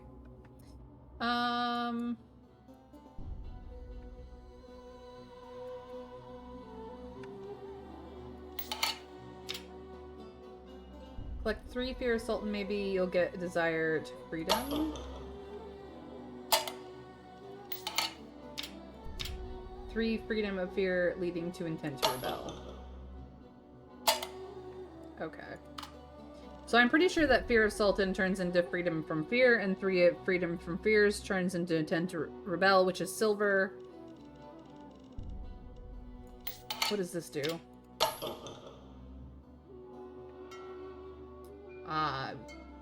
Spread cult ideology. Whom are you planning to convert? You must personally spread it. What kind of beliefs are you spreading? When holding, followers will agree through, though a few exceptions exist. When holding bronze or higher cult convictions, you set up a base at an empty residence. The cult can only be built once. Alright, so that will go... What does this do? Piety's examination. Which requires you and somebody. If you have 3 marks of piety on it, it will upgrade. Okay. Those will both go back to my hand in a moment. Okay.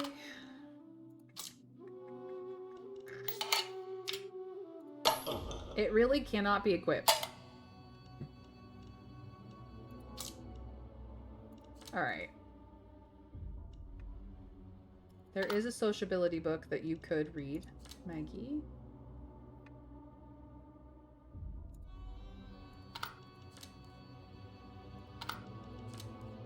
We could give Mahir more survival.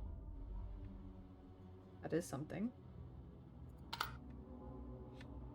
Not that it does Mahir that much good, but I think...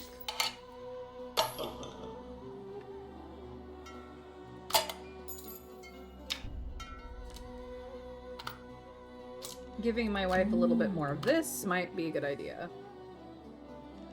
Everybody else doesn't really have anything to do. We will leave it at this. The timing on things are getting tight, and I don't like it. Here we go.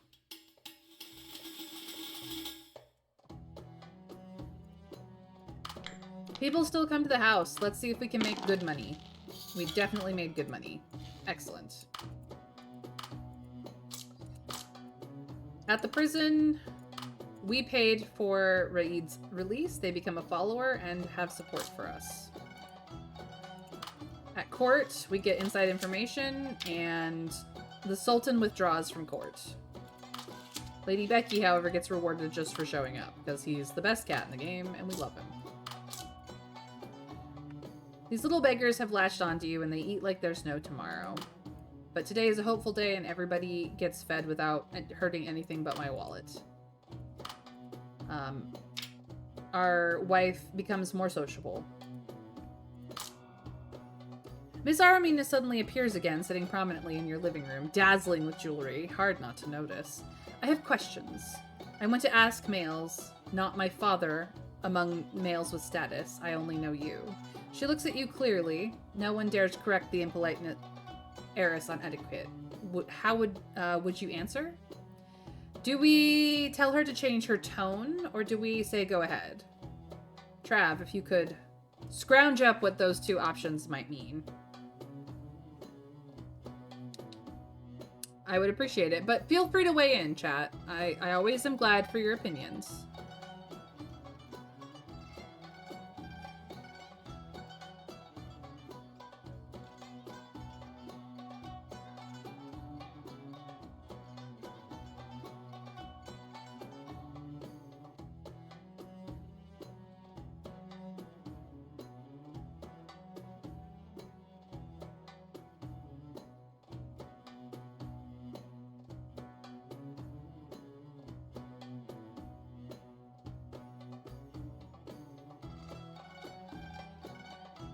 No info on the first. The second leads her to asking something. Since she's come for advice, odds are that she won't like the first one.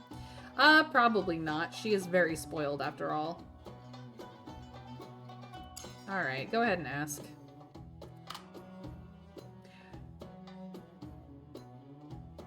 You think both lead to the same result? That's fair. Her question is simple. What kind of man is worthy of marriage? Among the groom candidates, you're horrified to discover even the Sultan is listed. Other choices include all eligible young men in the capital. She naturally assumes each has a chance, only depending on her liking. As you wonder how far her father spoiled her to this extent, you cautiously offer your opinion. Do we tell her that it's bravery, wisdom, power, or money that makes a man worthy of marriage? We have had an in-depth discussion, or at least I've given my thoughts on this in my last run when I had this event. Feel free to head over to YouTube to find it. But this time you guys get to have this discussion with me. What would you guys suggest is the option? And Trav, feel free to dig up the stats behind these if possible.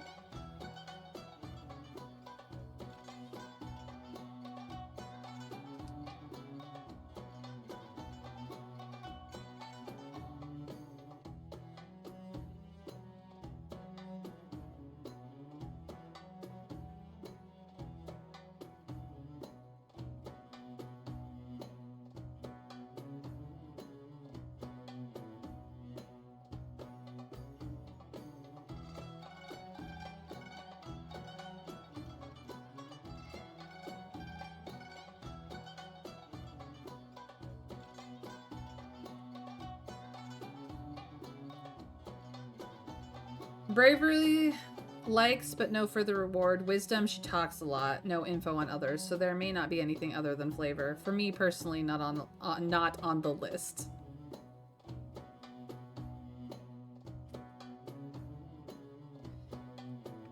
Well, what makes a man worthy of marriage? Doesn't really matter, but she'll hint at the type of man she likes in some. I see. So this is more for flavor than not.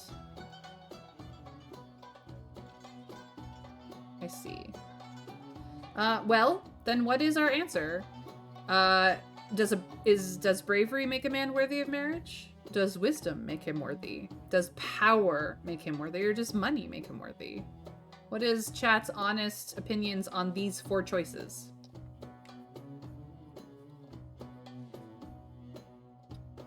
I know what I would choose. I'm curious what you would choose, chat.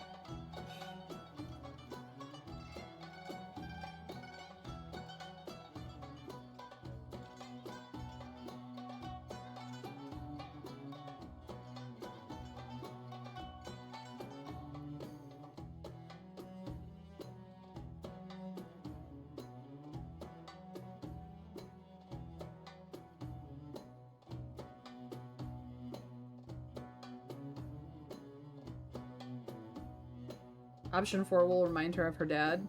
So does 2 in some ways. I would think option 2 would remind her of us, considering she's asking for our opinion.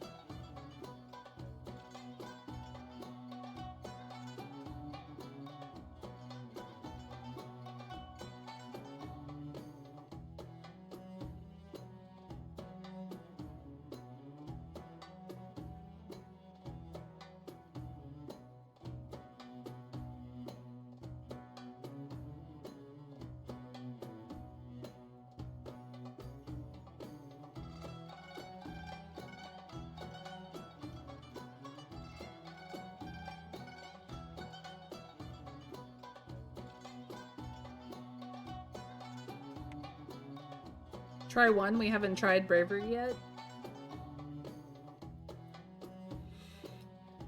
Okay, we haven't tried bravery yet. We will try bravery. Strong men! I love them, really love them, she exclaims loudly, voicing her agreement. I especially love those beautiful and powerful legs. Men need them to run fast so they won't get caught and killed during a duel. You want to correct her understanding of the word duel, but it's pointless. She won't listen now. So where do I find brave men? In the training ground? No, those are full of spoiled rich boys. Or should I go to the battlefield? She tilts her head, her childlike mind once filled with thoughts beyond fine fabrics and precious jewels. After a moment, she gives her head a vigorous shake. Never mind. Here's your consulting fee. I don't even think she gave us anything. Once calmed, Inal recounts her wolf encounter during a market visit. A man complimented her beauty before aggressively taking liberties, resorting to force before recognized by her supplier, a butcher, rescuer in need. Fearful, she fled home under threat. The man's origins unknown. Revisitation looming unnerving. So essentially, the badly translated version of that is that she got cornered by the wolf, aka the man with the green eyes, in the market, and he molested her, but a butcher nearby who recognized it all as a regular saved her from this man and sent him away, but now she's afraid of going back to market because of this man. Do we send someone to guard her at all times, or do we hire someone to investigate the man? Sounds like you should have paid to upgrade Zephyr. He's a runner. He's out at the moment is the problem. Like, he's out on investigation. And honestly, I don't know why after the first encounter with her wolf, we didn't send Aziz with her anyway, but here we are. So, Trav, if you can dig up the stats behind these two options, that would be fantastic. And chat, what do you think we should do? No info? Okay. This is Inal's quest.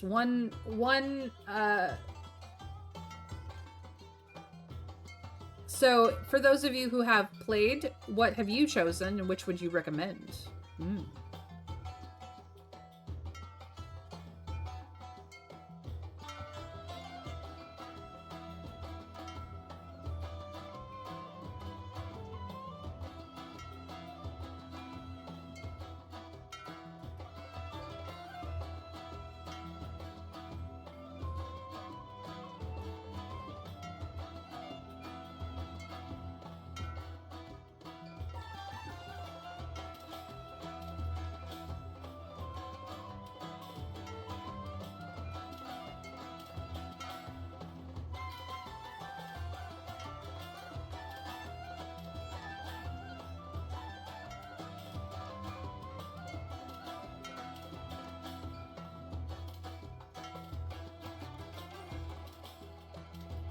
There's precious little info on it all in the wiki. Oh, that's so sad. I mean, I know that I am doing things, but Trav, if you ever want to just, like, update the wiki as we go through the game on and all, I would... That would help people like me. You have my VODs if you need to go double check things, so... I usually send Aziz to guard her. We did hire someone to investigate that man last time and tracked him down and showed him why he shouldn't touch our things. But I ship Inal and Aziz, and I really want them to get together, so I'm gonna send someone to guard her. The man had his eyes on Inal, so arranging for someone to protect her is the natural choice. If he dares to come back, he'll regret it. Event Never Leaver's side has appeared. Oh my god, there's too many things going on. Yikes. Well, we've got the cursed back, as if I want this criminal. We've got racing, which will double our money. Yes, please. Obviously, Inal and Aziz are here. Aramina's feast. We have to go. But, there's too much going on.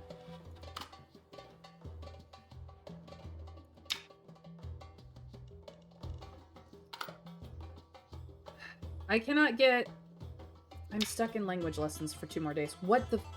I didn't realize that was going to take 3 days. Shit. I started that yesterday, didn't I?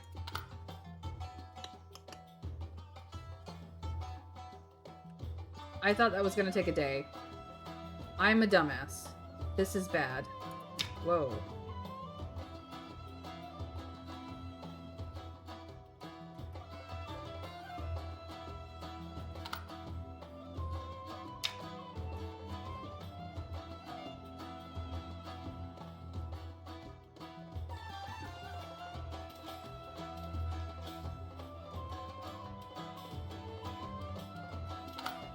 Okay.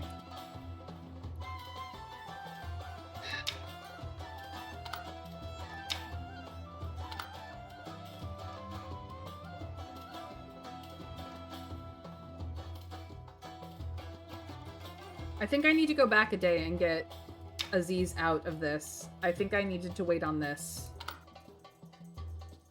Otherwise, we are not gonna be able to deal with this carnality card, and it will kill us.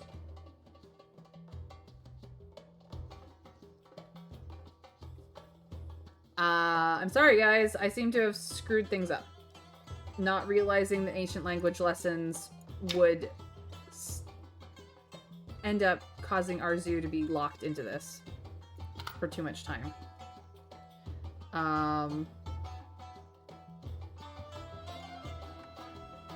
We must go back a day.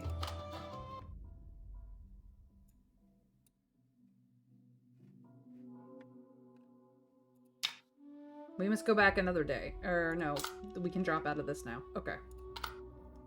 That was bad. Okay, what do we do instead?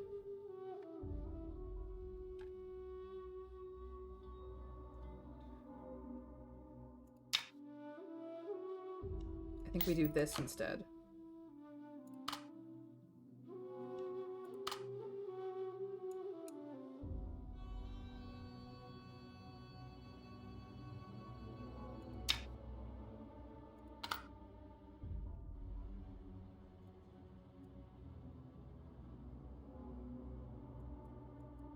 I just have too much going on.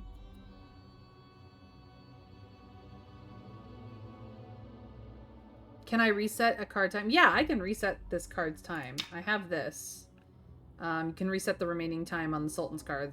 You only have 3 chances. So I can, like, it's not the carnality card that is the problem. It's Entangled Task versus Thief's Apprentice, where we really should go in person, versus Sultan's Prank versus everything else that's rolling up. Like, it's not the carnality card that is the problem here. It's just that if I am stuck in ancient language lessons for 3 days, I cannot resolve the carnality card regardless, and then it would get us killed.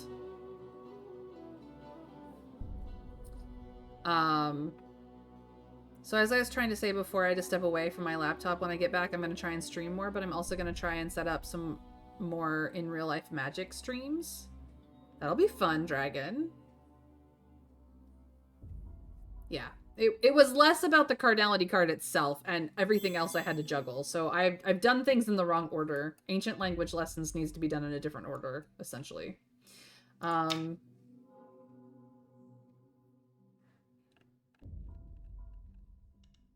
only noble I have left is Mahir. There's no stats. But this could work in our favor for like a bloodshed card or a conquest card, honestly. So, like, I don't want to get rid of that. Injured White Rhino. I am waiting for Zephyr to be back from, so 2 more turns. Okay.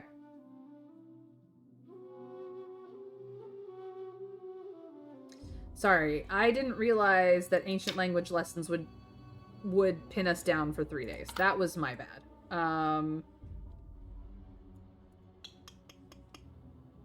I don't really have anything for these guys to do, so...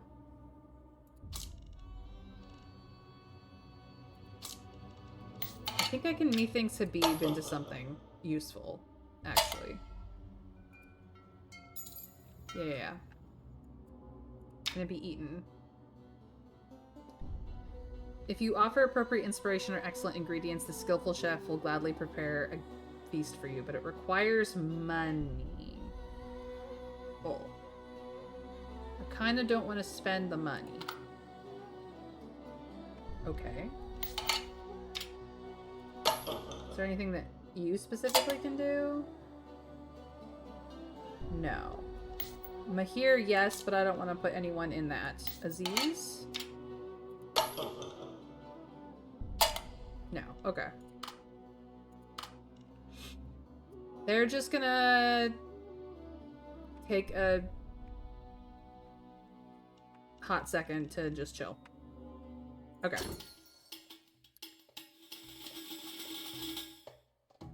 I did not balance that properly because I did not realize it would take 3 days to get through Lumiere's learning. So now we just have to go through the day like we did before. 3 successes. Yay, we made good money. At the prison, we have paid for Raid's release. At the Grand Game, the Sultan leaves court because he's tired now. And Lady Becky gets rewarded for just being there because Lady Becky is an awesome cat. The beggars eat is good. Zaki sat there silently, like a drenched chick, looking somewhat despondent. He was in urgent need of someone to help and guide him, yet the mother he once trusted most was now mired in deep suspicion. Should you summon Fatuna to confront him, or let Maggie comfort Zaki, who always had a way? But you chose to comfort him alone.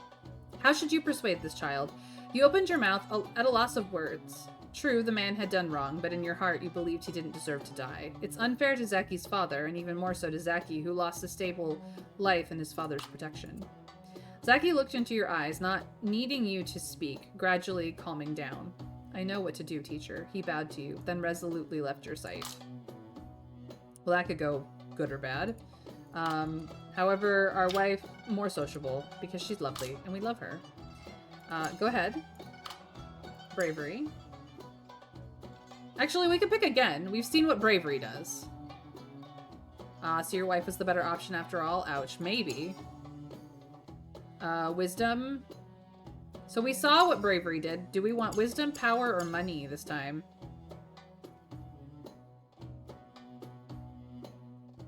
Since we have the option to see this particular one again, wisdom, power, or money this time, chat. I'll let you guys decide.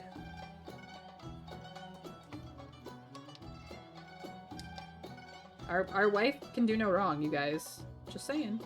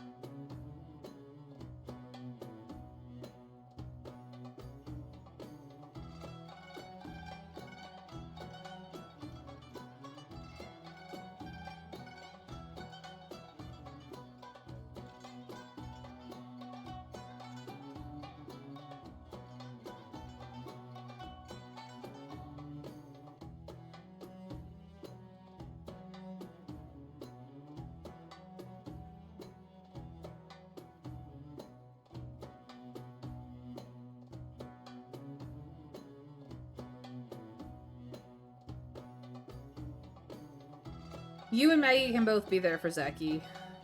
Power, I guess, although if you say that, then you will be implying the Sultan is the best guy possible, and we know that's wrong. Yeah, we do.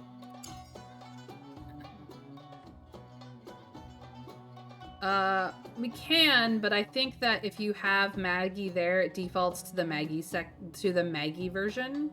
I don't think it has... Because the last time, I actually had Maggie and his mother... both went to confront him a couple of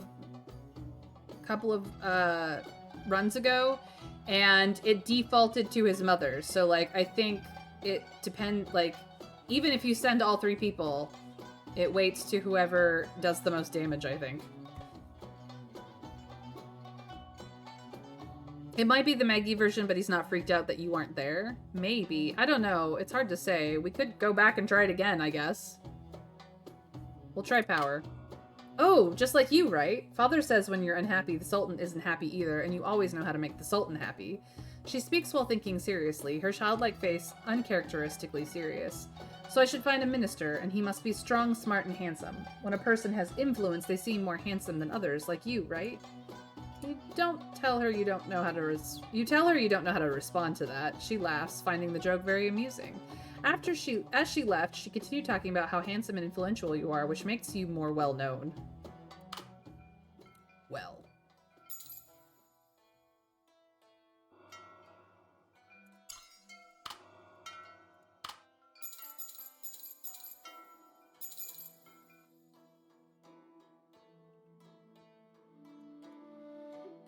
Do we go back?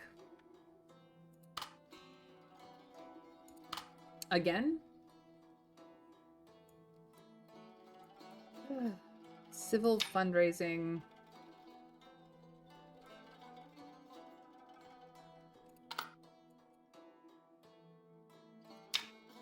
Well, now we can send Zaki here for the conviction, which I believe freedom from fear is the conviction we want in there. So that solves that. This has time. This has less time, and we have to go there ourselves, which sucks. This is Anal and Aziz. This doubles our money.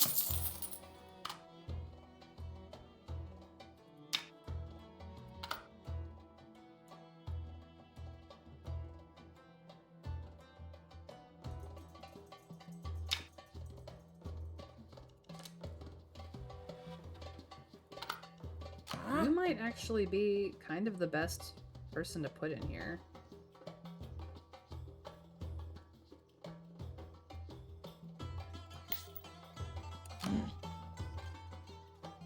Strangely enough.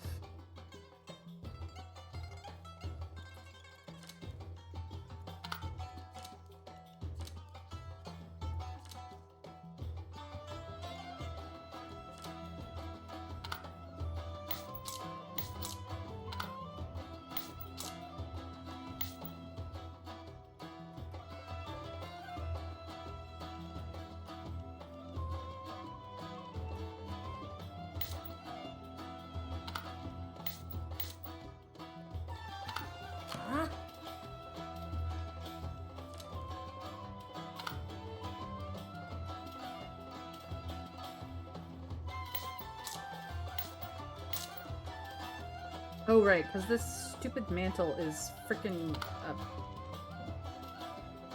accessory.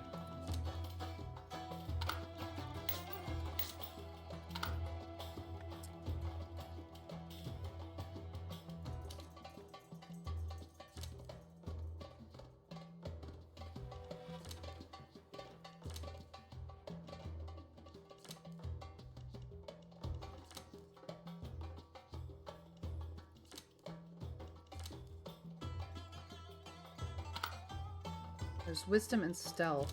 I wish... Do we have wisdom and stealth crossover? I don't think we do.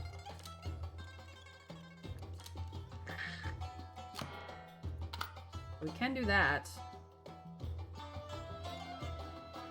That might, I think, be the best bet for the Thief's Apprentice.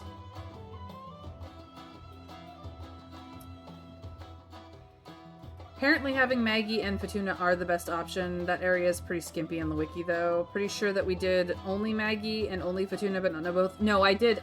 First run, Maggie and Fatuna both. And I lost Zaki and Fatuna to that. Can't remember clearly, so this might be wrong, but I once sent Maggie alone to talk to Zaki and he left afterwards. I have to return to the previous day and go with Maggie to convince him to stay. Interesting. I wonder if there's a random element or earlier things are involved then. He accepted Maggie's explanation with us, but was heartbroken. Yeah, that's possible. It's hard. There would need to be some, like, sciencing, I think. We're gonna do this. Thief's Apprentice. This we have to go to in person if we want to use the gold carnality card, is the thing.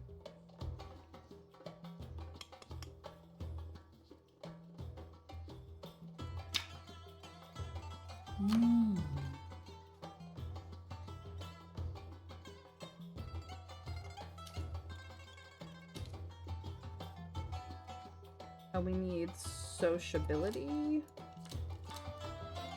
Or more charisma, I suppose.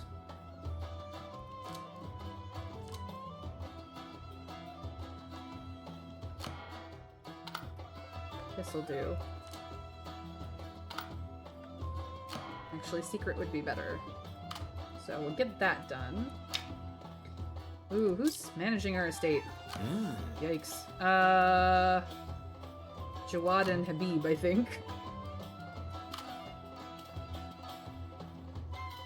Which leaves us Lumera and Mahir.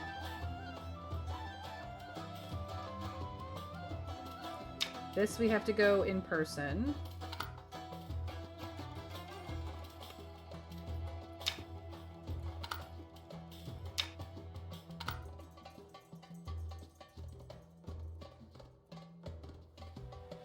Aleem's feast requires Aleem, but we don't have Aleem yet. Not sure how that's working. So I think this is kind of what we're working with here.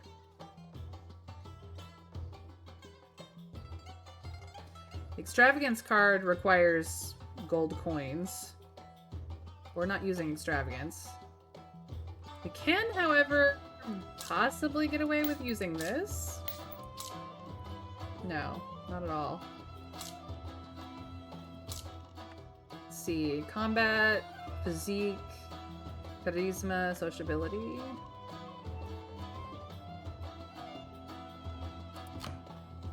I think that's what we need.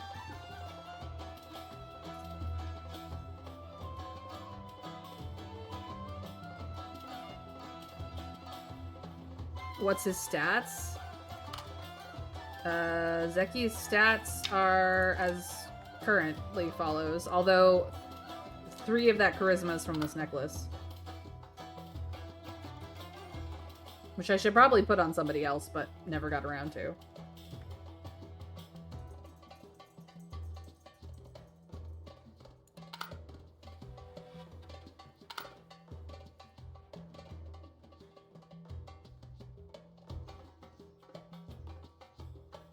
Oh, the gold swordsman? That's him.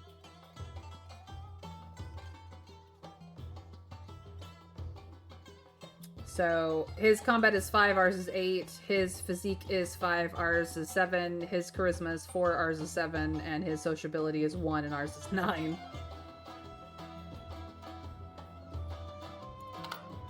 Compared to the disgruntled noble.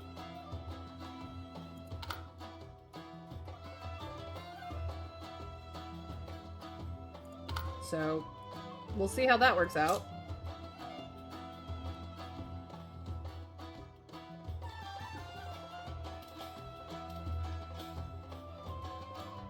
I was thinking that if he wants to fight you, if you use carnality on him, you can survive that. Yeah, I can. We may be pissing him off, but here we go. It's the only way that we will survive the gold carnality card without our wife being upgraded, so I couldn't get it in time. We still have to deal with this afterwards, but at least gold carnality will be gone. I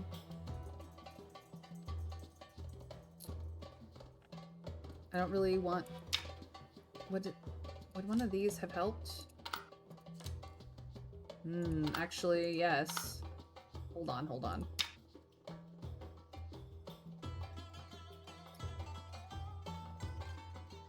Maybe I bring backup as well. Hold on. Do I want the combat or do I want the sociability? I think I want the combat, honestly. I'm bringing somebody to have my back. I might need it.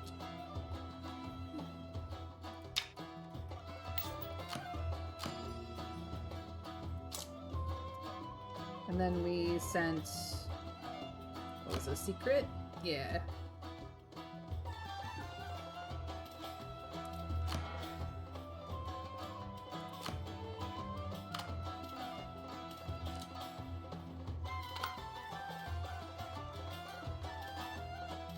So there, we have even higher stats with a little bit of help.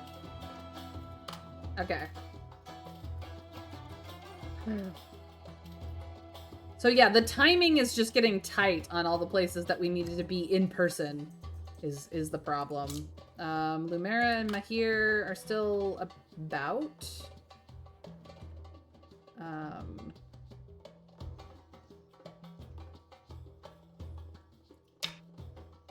We have people managing the estate. This is that. This I'm waiting on people for. This requires us ourself. And it requires anyone that we want to bring along, including our wife. We could send Mahir to the bathhouse if we wanted to. And then we just have Lumera.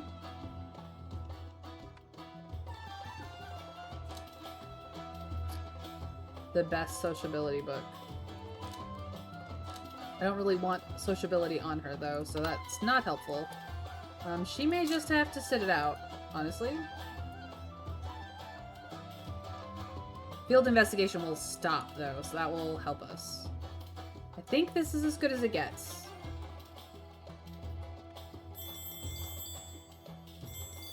You've been bullying Pee-Pee. Don't bully Pee-Pee. Give her all the love. I hope it was affectionate bullying, at the very least. Alright, here we go, guys. Wish us luck.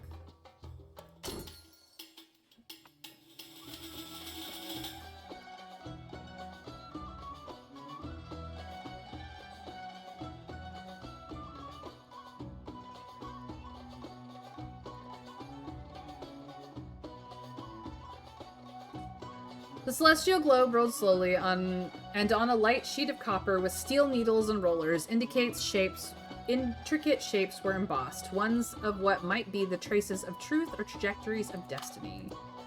The Aether Balancer of the celestial globe will automatically synchronize the most noteworthy celestial phenomena. This means the star formations that most strongly influence magic and fate are the ones easiest to observe. And we got the Sun's Companion this time. The maid has given you a lead. You begin your investigation. First, you must trace the path the tax collector's wife and child took on their journey home. Where did they go? Where did they vanish? You decide to send your people to walk the same road to conduct a field investigation. Zephyr unfolds the map, hoping to find the clues to the lady's whereabouts. He needs 2 successes to gain something out of 7 die. Well, we're re-rolling that. Much better. Discovery. Through relentless investigation, Zephyr discovers records of the tax collector's wife and child passing through a way station. The station is very close to her parents' city. After that, they vanished. It seems she left the city safely. If the tax collector had murdered her, he would have done it earlier, before she was so far out of the city. And then his retainer fucked off.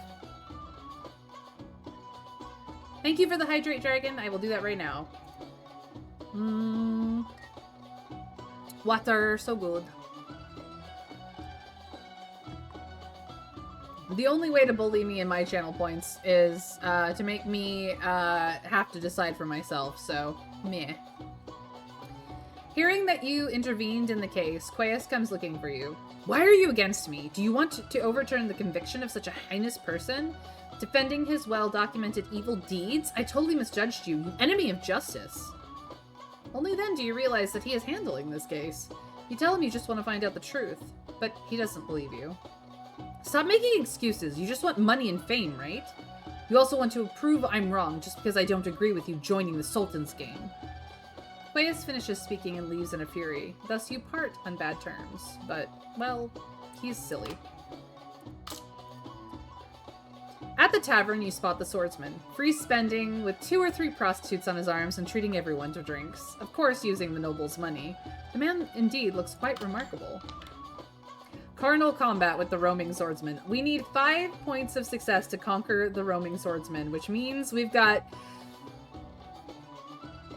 this many dice to do it in. Yikes. Well, let's re-roll and see if we can... Oh.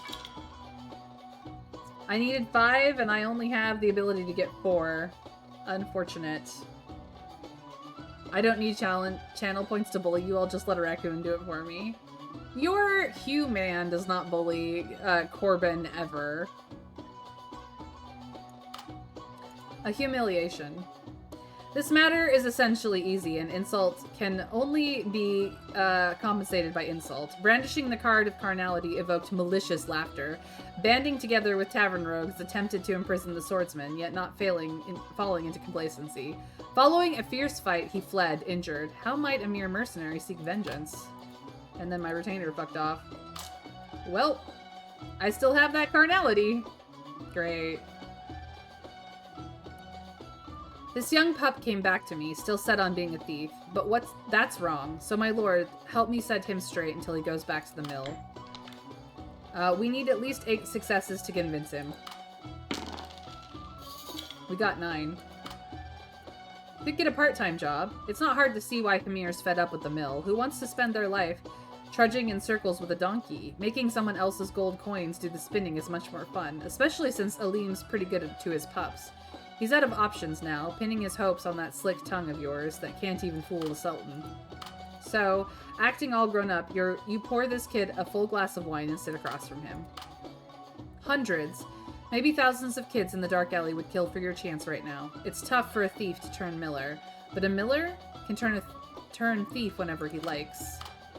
This lesson isn't quite what Alim expects, but Hymir clearly takes it to heart.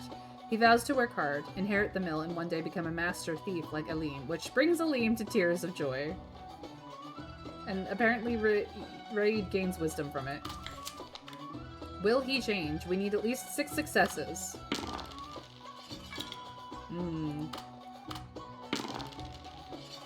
Nope. Apparently not.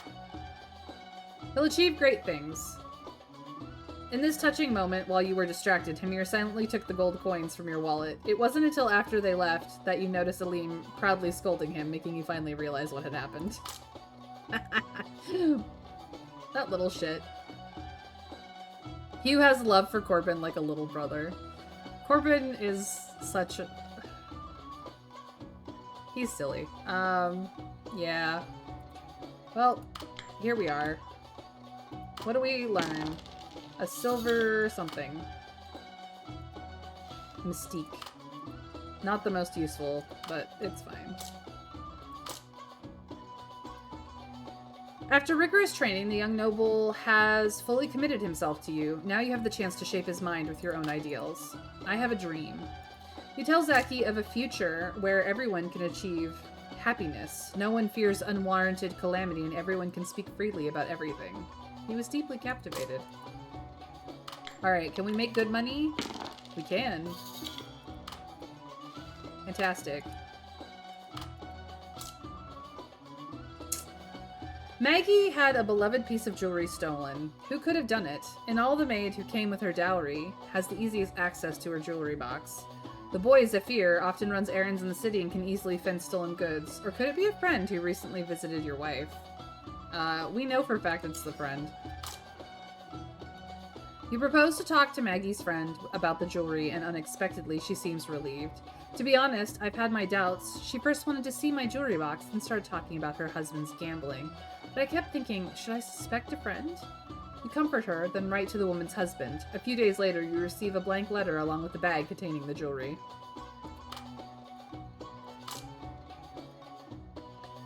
The proposal suggests that the royal family provide credit guarantees and supervision to collect local civil funds for public facilities.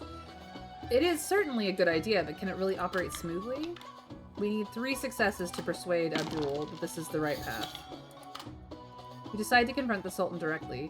You tell the vizier that if the Sultan wants to touch the money, he'll have to go through you. After all, not many people can exclaim themselves experienced in vexing the Sultan. Wow. That was risky. Apparently, not on the wiki, just some random note somewhere, that there's a non-murder route for Nayla, which ends with the bond of fate because you reunite her with her childhood nurse during her last days. Not sure how it all works out otherwise, but it may be an interesting option. Assuming we could get there. This man has eyes on Inal, so arranging for someone to protect her seems natural. Hearing this, Aziz stands up and volunteers to do it. Whether to send him or not, it's your decision. Aziz gladly complies.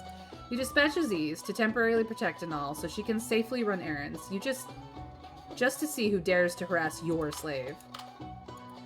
Aziz's massive body stays close to Inal like a tempestuous yet tame big dog, giving her an unparalleled sense of security. With him by her side, she is no longer afraid of the wolves in her dreams. Yeah, we'll see if that wolf can get past Aziz, huh? Alright, Luna. Well, we definitely got her off to a good start. Will she pull ahead? Absolutely. And does she win? Yep. Luna rushes to the finish line with an absolute advantage. She wins, and so do you. Well, you and Ferris have become good friends. Frequently meeting us in a small bedding room for dogs, with Luna pampered by two attendants, tenderly resting her head on Ferris's lap. Noticing your glances of envy, he laughs, giving you a puppy whistle and teaching techniques to bond with dogs. Interested in raising one yourself? With a puppy, you'll know how wonderful they are. Oh, darling. While rubbing Luna's face, he gives it many kisses. You dread thinking of yourself ending up that way one day. No, actually we don't. The dog race track is about to host a higher standard of gambling, reserved only for the most lavish and bold guests. This game requires larger bets, and why not try using the prestigious Sultan card? Of course, I mean the extravagance cards. Hearing of the elite race and tougher canine competition, Ferris confidently pats your shoulder while holding onto Luna. Hey, my Luna will surely win. You're not smart enough if you don't bet on her. Alright, we've got many crazy things going on. I didn't click on that.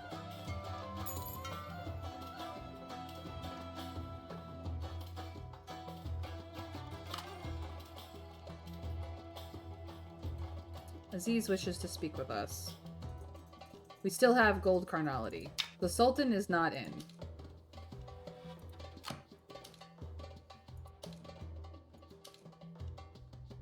I think we need 3 for this to do anything. We do need to deal with the Sultan's prank. Gold carnality is not that. We may have to pull a card.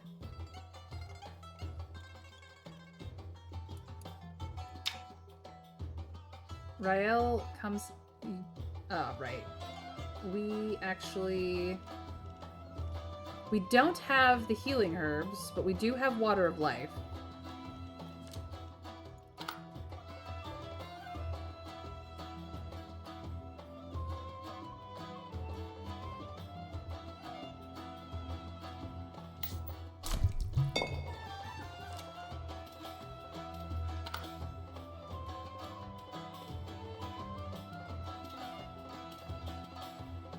You're adorable, dragon. No idea, good luck. Alright, we're gonna try that. Horn Merchant is here with a tapestry and the Dreamer's Necklace, which is an excellent sociability item. Okay.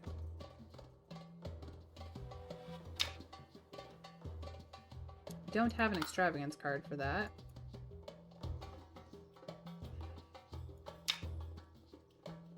Homeland's Refuge. Okay.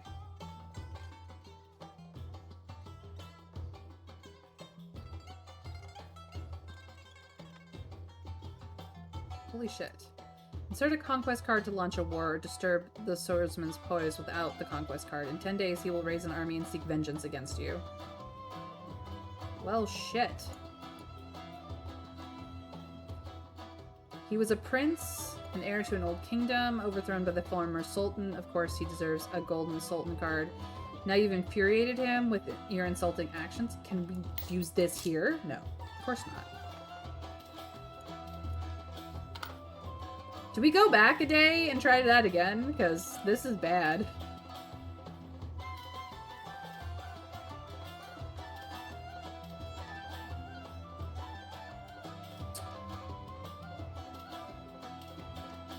Chat, what do we do? I mean, I do have the ability to change out the carnality card. Do we go back a day?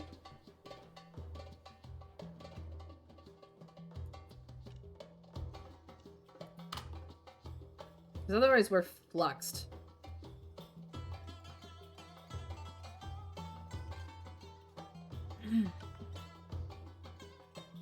Alright, last turn. This is the last turns, definitely. Is there any way that we can...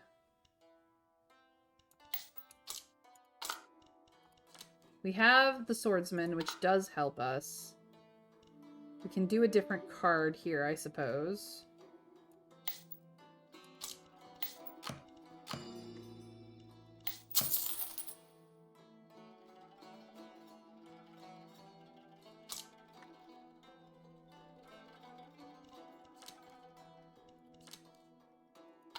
see. This gives us more charisma. And it also gives us more rerolls.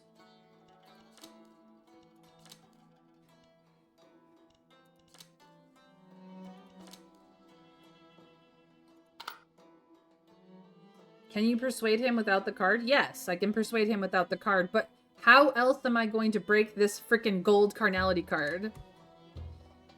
Let's be honest. I need to upset my wife, which I never want to do, to break this card by upgrading my wife through upsetting her. The last time I upset my wife, Habib intervened, which was a problem. He is the best bet to do the carnality card, and if I had managed it, he might have decided that, he might have decided not to go to war with me. But even if he does go to war with me, then there's a reason to use the gold, conquest card. So I desperately need to do that. But, like, he's a good use. If we don't use it here, I am going to have to either reset the time on carnality or trade it, which is fine, but then I don't have the timing elsewhere. And then I need to, like, go to the House of Delights and cheat on my wife.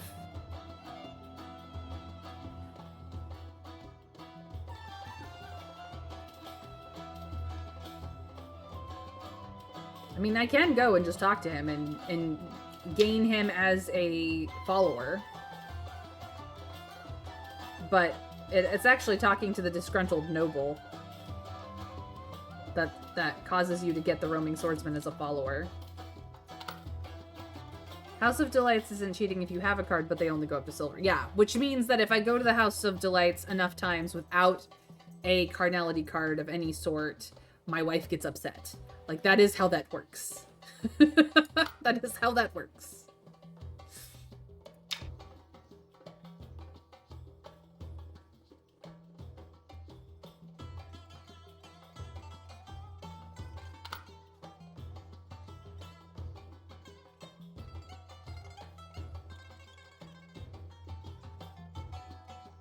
There's always, well, this is her next step.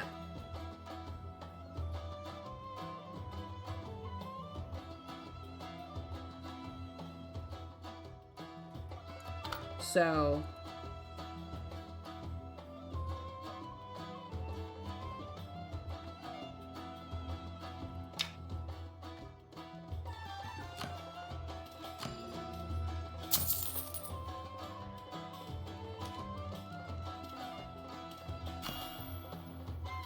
we will try it again.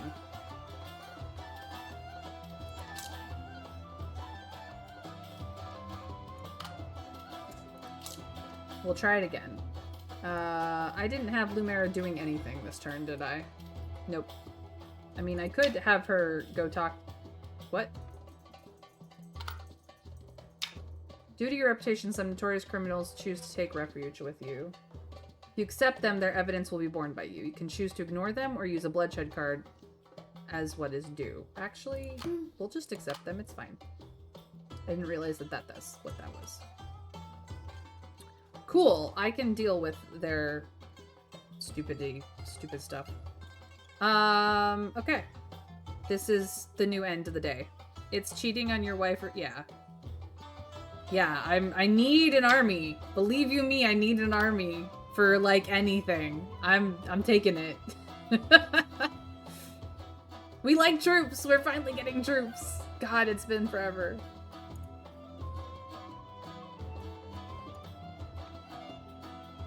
Alright, here we go. This day that never ends, because we keep making bad decisions. Alright, what did we get? Night without light instead. Okay. Made. We do need to succeed here. Perfect. We succeeded. And the retainer fucked off. Quayus is mad about it, because he's always mad about it. Alright, at the tavern, we need 5 points of success. Okay, we've got a couple of re-rolls to do this in. I'm not going to push my luck any further. I am just going to do it. A humiliation. Essentially, simple humiliation can only be compensated with humiliation. You provide the ultimate affront as the carnality card sparks twisted laughter with the tavern's ruffians. They subdued the drunk swordsman with ropes and chains, offering him as a plaything. All those with grievances exacted their revenge. It evolved into a sadistic festivity, with the entire slum under the name of the Sultan. Surprisingly, in the ensuing chaos and fights, he managed to escape. A mere mercenary. What could he do?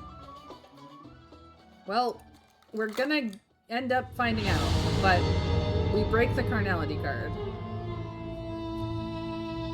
We like someone in uniform, preferably a couple thousand of them and well-armed too. Let's see what this leads to war too. But you broke your card, which is what was necessary. The infamy I can live with. The retainer fucked off. This young pup came back to me, so let's see if we can't figure this out again. We need 8 successes. We got 6. Now we have 8. We at least pass this part again. But can we not get stolen from? Reed gains wisdom. We need 6 successes out of 9. That's 4. We still have a reroll, please. Nope. We definitely lost money. In this touching moment, while you were distracted, we get stolen from. It's fine. At the bathhouse, what do we learn? Stone something. Opportunity. That's fine. After rigorous training, the young noble has fully committed himself to you, and we have a dream. Fear of the Sultan is something that we acquire with Zaki. Do we make the good money? We do. Our estate makes the good money. Fantastic. Something noteworthy. The noble friend stole... and we got it back. It's fine.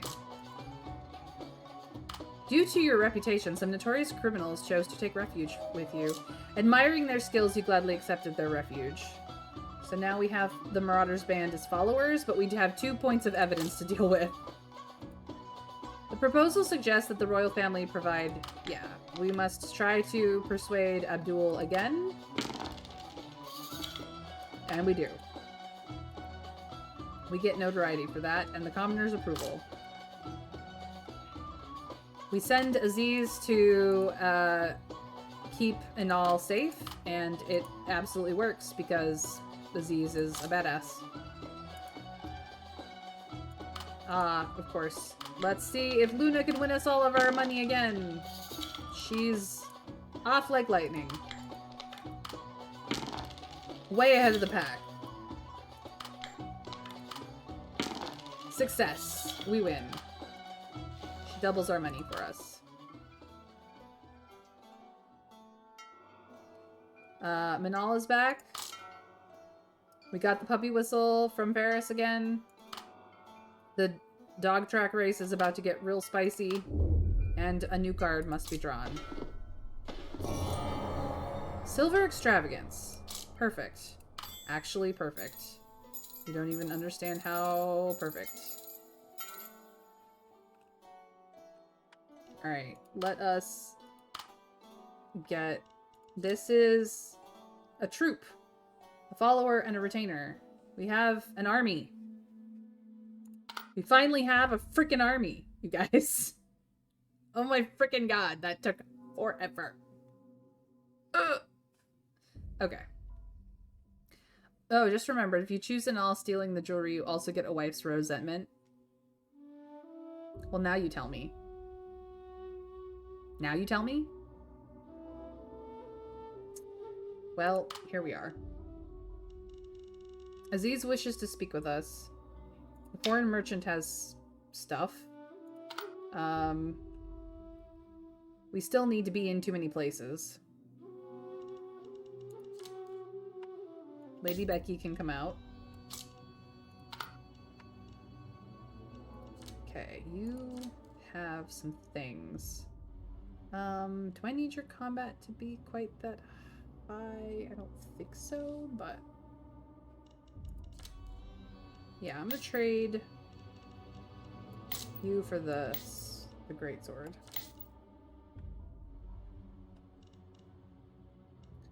Because Aziz surely does not need it.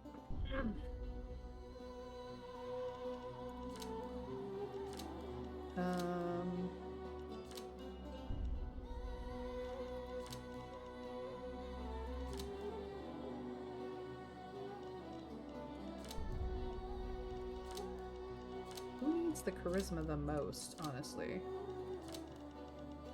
I mean, my Maggie has the best. Possibly me? I might just leave it on Zeki. It's not that big a deal that he has it, because it's actually useful for him. You have this accessory, which is fine. The equipment merchant has changed up what they've got. Nothing I'm super interested in.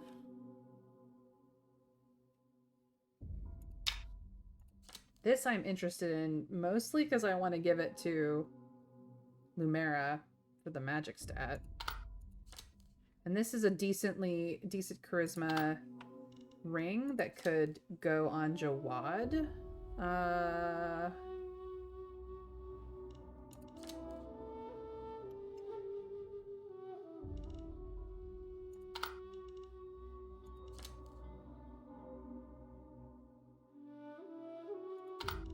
Yeah, so if I did this... Oh no, never mind. The shield is an accessory. I don't actually have a good...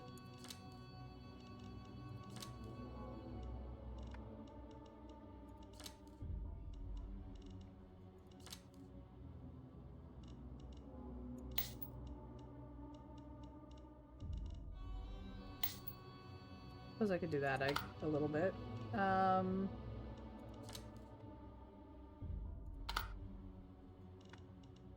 Yeah, we're gonna do this.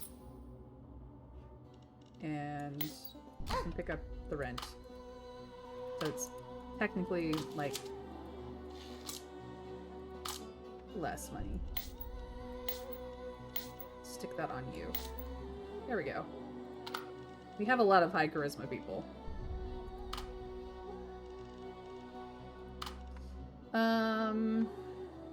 Okay.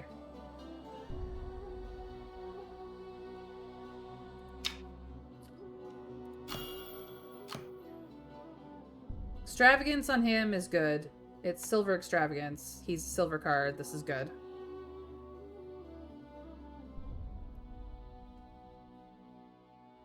Yeah, the idea that she'd steal is clearly ludicrous.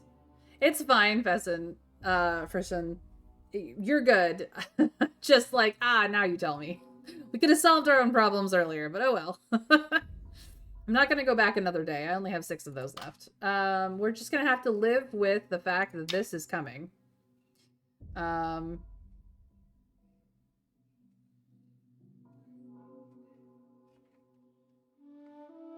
Insert the conquest card to launch a war. In 10 days, he will raise an army and seek vengeance against you.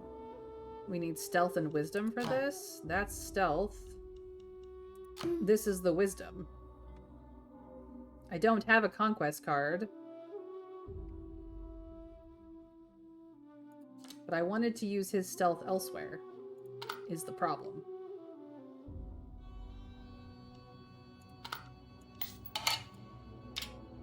And this will turn over regardless. You're not a suspicious person, but on this day, looking at Aziz by your side, various doubts suddenly surfaced in your mind. Why should a slave, who seeks only to stave off hunger, possess a discerning tongue as if he had tasted the world's delicacies? He even wants to grind a stone diligently to make food tastier, but such knowledge and such traditions belong to the desert tribes. Where did Aziz learn it from? Perhaps Aziz should give you an explanation. Great. Does this require... No, it just requires Aziz. I mean, I can give him this.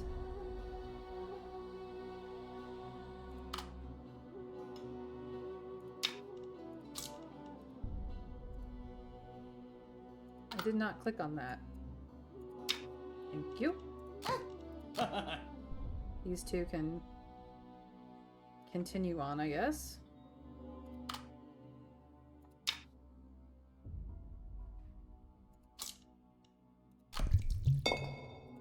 We'll try that.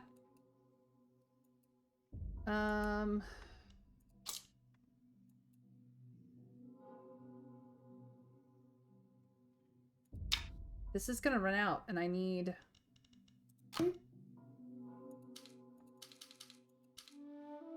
Like, I want to send her.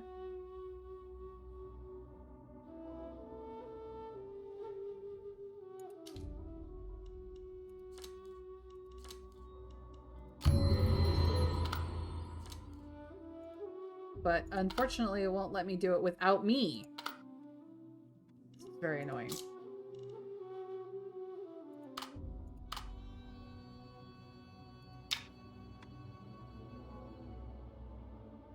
I don't have an extravagance card to use there because I have to use it elsewhere. This means that I'm going to lose money.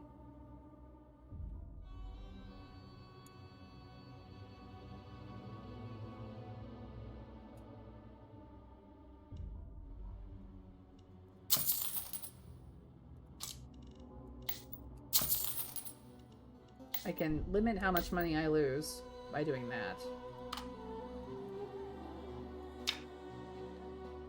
Sociability and charisma.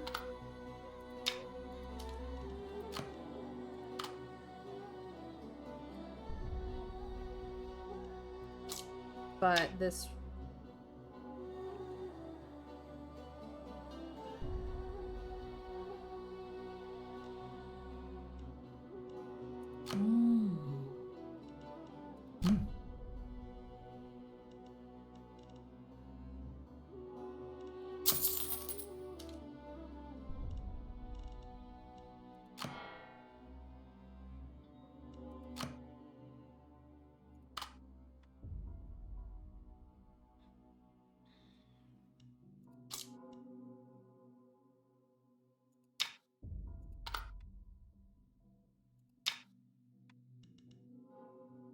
Huh? What?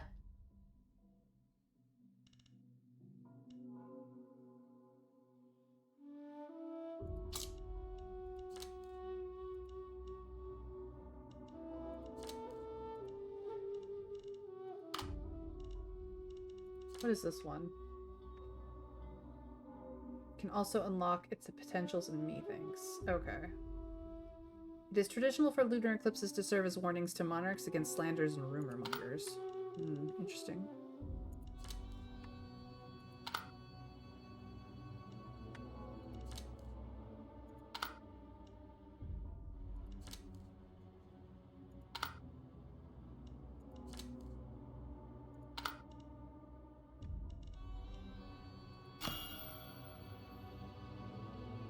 Guess that will have to do.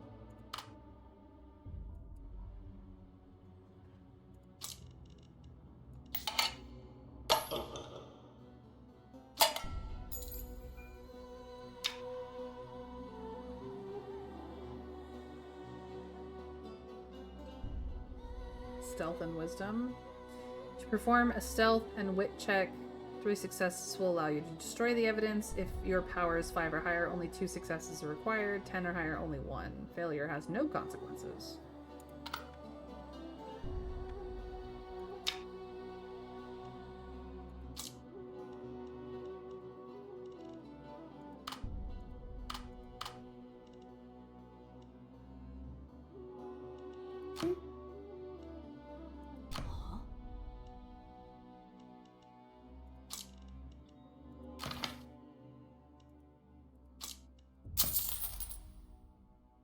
They have no stealth. So funny.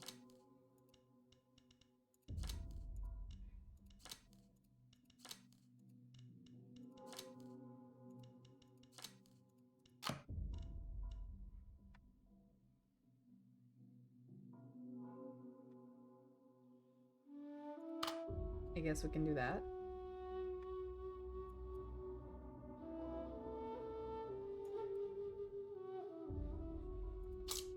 Then all I have left is Lady Becky and Habib.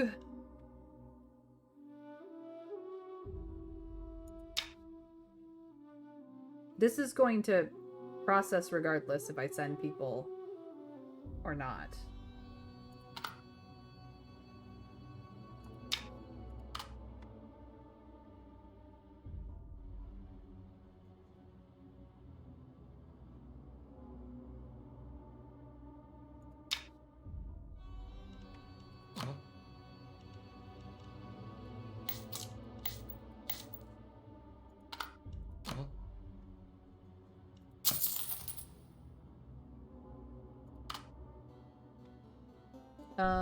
That's all my people.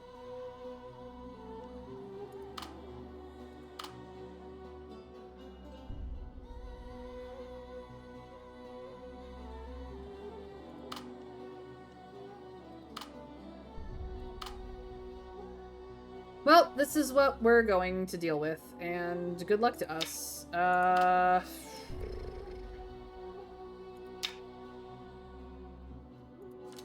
Ooh, I had a retainer. I could send somebody.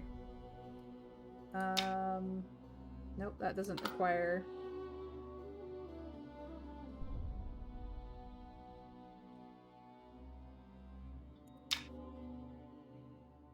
But this does. So, what I will do...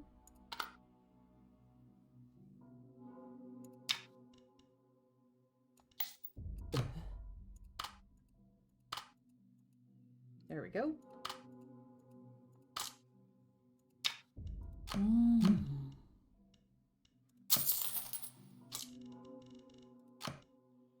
There we go.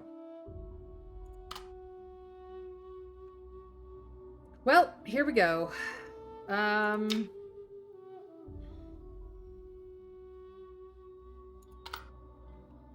don't know if we're going to actually win, but we're gonna try.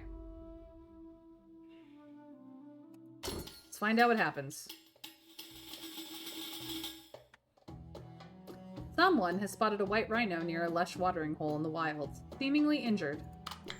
You spot the white rhino from a distance. The plan is to sneak closer and find its weakness. We needed 2 successes, and we got 6. You successfully sneak as close as you can to the white rhino without alerting it. It is drinking at a riverside with a long bleeding wound inside. The wound seems deep, likely made by a sharp blade. You ponder. A well-aimed harpoon through the wound could slay it while causing the least damage to the beautiful hide. You grip your harpoon, take aim at the white rhino's room, and hurl it. You only need a single success. We got 8. Owing to exceptional physique and combat skills, a spear crudely impales the white rhino's wound. Wailing maddeningly, it struggles, flees futilely, stirring unending dust until succumbing to blood loss. Only assuredly dead, you rise with tender brow, remove the prey before scavenger attraction. The great and kind Sultan has given you an opportunity to break a Sultan card with ease and efficiency. You decide to use the Extravagance card. You present the card depicting charity. The Sultan narrows his eyes. A dull choice, he remarks, displeased. Then after a pause, he smiles. Very well, he says. He may delay his tribute until autumn, but the son of a governor cannot sleep in an inn like a common traveler, can he? I expect you to build him a palace, one worthy of his station. If you fail... His voice trails off, leaving a void, a deep, hungry abyss brimming with malice. Well, that's a complication.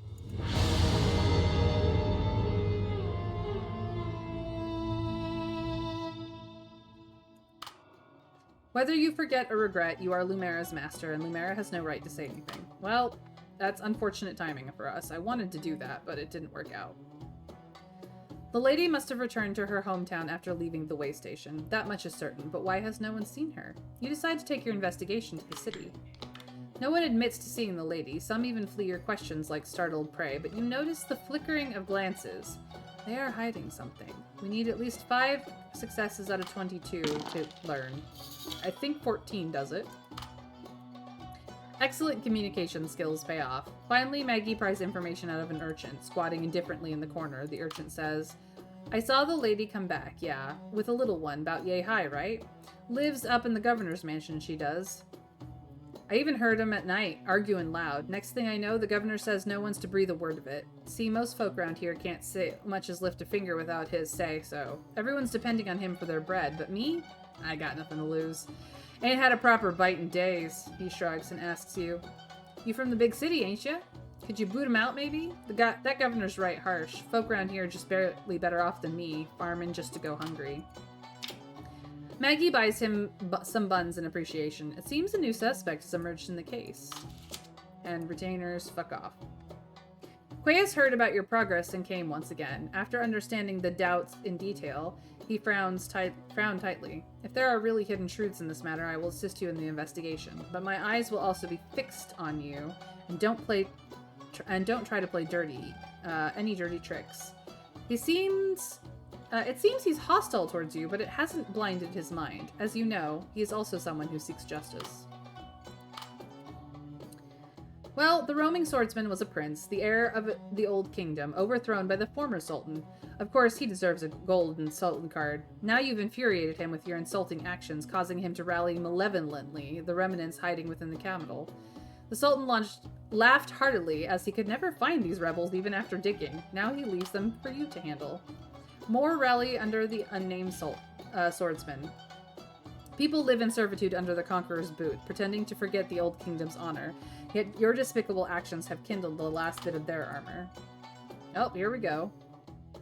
People are still willing to come under your roof, so let's make some money, shall we? Ooh, very good money. It's only gonna be 5, but still. The clinking of coins. Do we get extra? We do indeed. Increasingly obsessed with our cards, though. The bookstore owner finds you and asks if you could accompany him on a trip to the upper city. He wants to visit a few nobles and try to collect some worthwhile books from them. He comes to you partly because he believes you have a genuine love of reading, and partly because he's terrible at dealing with nobles. If you can't come yourself, at least send someone who knows how to handle such delicate conversations. Everyone keeps their dignity. When buying books from nobles, the last thing you want is to make them seem like they need the money. After all, knowledge and culture are priceless. You're merely offering a token of gratitude for their selfless sharing. Exchange a few pleasantries with the nobles and get ready to cut to the chase. We needed 4 successes, we got 7. You successfully bought the books. It's almost brand new. Still unopened. Books used, yeah, we know. The Sultan is not in court. But we have a realization about what is going on behind the glances and smiles. A late-night noise suddenly fills the courtyard. Upon arrival, a slave girl wrestles with your guards, wrapped in ignited rags with peculiar tattoos adorning her dusty, bruised skin. Her wild eyes echo exhaustion and defiance. But from where these injuries and blood stem? Who's her master, and why sneak into your estate? You minister her some cure. Who she is, her experience, what does it concern you? In your view now, she's simply a girl in need of help. Let her go, waving a dismissive hand, tucking your chilled garments. Give her burn ointment, she'll need it. Breaking free, she gazes intently before vanishing into the night. You exhale softly, a mere interlude. Expect nothing of it, but her physique is raised and your notoriety goes up as well. Higher stakes gambling open to the most lavish and bold guests. The owner of each racing dog has made ample preparation, striving for victory in the race. But it is the fall of Luna. The cage opened and the racing dogs rushed out, chasing the fleeing rabbit. Luna, as usual, lightning speed was hampered when it suddenly dropped its head. Its rapid pace made it hard to stop, and it rolled forward, crashing its neck against the track's barrier. It came to a complete stop, tongue out with pink froth escaping its mouth. The spectators gasped. You saw a flash near you. Ferris had already rushed into the track. Amidst the intense noise, you helped Ferris carry Luna back to his room. The poor dog was already dead. Tears shimmered in its beautiful eyes, and no matter how hard Ferris tried, he couldn't close them. Its neck was broken. Racing dogs are built for speed with little protective fat, and one fall can be as fatal as demonstrated here. Ferris hugged Luna's corpse, burying his head in its beautiful fur. Please leave. I'm sorry you lost so much money. I'll find a way. But just go. Today I don't want to say anything. With that, you left the dog track alone. PP! Thank you for the lurk. You harbor doubts about Aziz's origin, so you plan to call him over to make things clear. Before becoming a slave, Aziz, what kind of person were you, you ask? Slowly, word by word, Aziz tells you his origins. He was raided by the Sultan's army from the western desert region when he was only 10, too young to understand. His height saved him from being chosen for the palace by the Sultan's eunuchs, thus barely retaining his male dignity. I remember my father had 500 camels. My mother was the most beautiful woman near the oasis, arms full of bracelets. He still speaks slowly, but his gaze shifts, seemingly looking at the moon. When I wanted roasted lamb, they let me choose from the flock. I knew which was the best meat, and I only ate the best. The Sultan's army would kill all sons of the leader, so when they came, my mother had me swap clothes with a maid's son. What happened afterward needs no further word. He ended up in the capital, and your steward chose him from the slave market. The vicissitude of fate are truly moving. You sigh gently and look at Aziz again, feeling that the slave has somehow changed. The pride of old has seemingly returned to his body. He gains charisma, combat, and wisdom. Silently, you ask him if he ever thought about redeeming his freedom. Aziz still has no expression. Appearing numb, calm, or perhaps hiding something, slowly he answers, saying if you permit, master, he would prefer to serve you. You think perhaps it's best to get rid of possible evidence in your hand as soon as possible. We need at least 3 successes. The higher the influence, the lower the requirement. Well, we got 5, so that should do. You successfully destroy the evidence. We still have a bit more, but for now. A noble with a black eye and even more villainous features limps over to the lodge, a furious complaint, saying he only looked at your pretty female slave a couple of times, at most touched her hand, and then was beaten by the guard nearby. His spit nearly sprays on your face, and he angrily and self-righteously orders that unless you hand Anal over, this won't be over. It seems this is the man who grabbed Anal, not giving up even after having been beaten. Do we take this money and get out of my sight? You're right, and all is yours, or you haven't had enough yet. Chat, feel free to weigh in on what your opinion is, and Trav, if you can... the wiki says nothing. So it is up to us to decide whether we pay this man off, whether we hand over Inal, who we dearly adore, or whether he hasn't been beaten hard enough by Aziz in the process of things. What do we think, chat?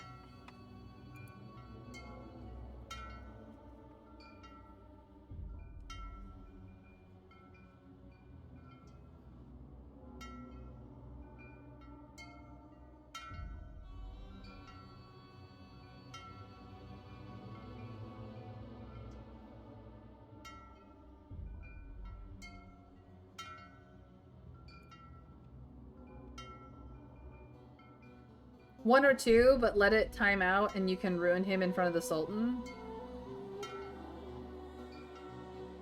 Interesting. 1, because I don't like the idea of giving up Anal. I don't want to give up Anal either, even if we don't actually follow through. Okay. We want to ruin this man in front of the Sultan? Because we absolutely can.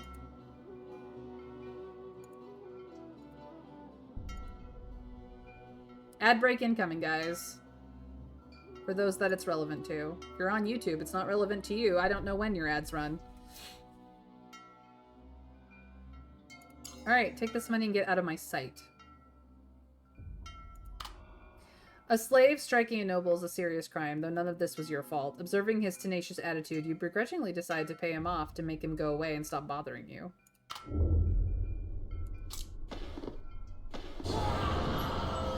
Bloodshed. We can deal with that. However, we will deal with that tomorrow. I'm just gonna make this a little less crazy. And, this is where we're gonna do a cheeky save and wind down stream. So thank you guys for joining me. I must get my cheeky saves in. If you are in an ad break, I apologize.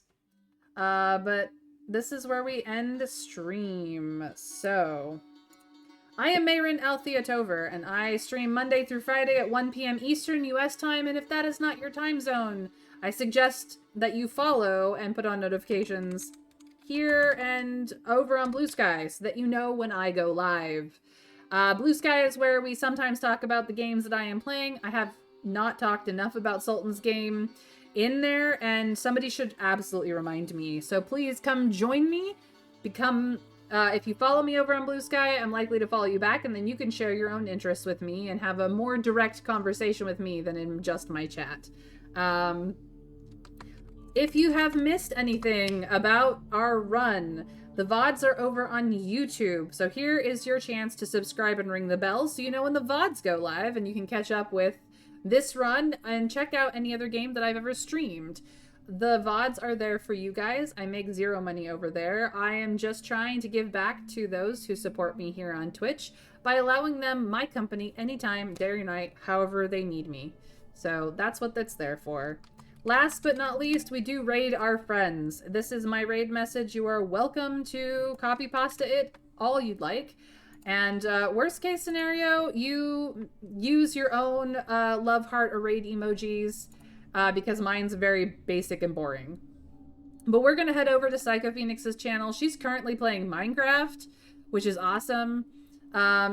And she is a sassy British lady who's a very sweet woman, and I hope that you will give her all the love in your heart for being such an amazing person, as well as let her know that you came from me. So I hope you guys have a fantastic rest of your day.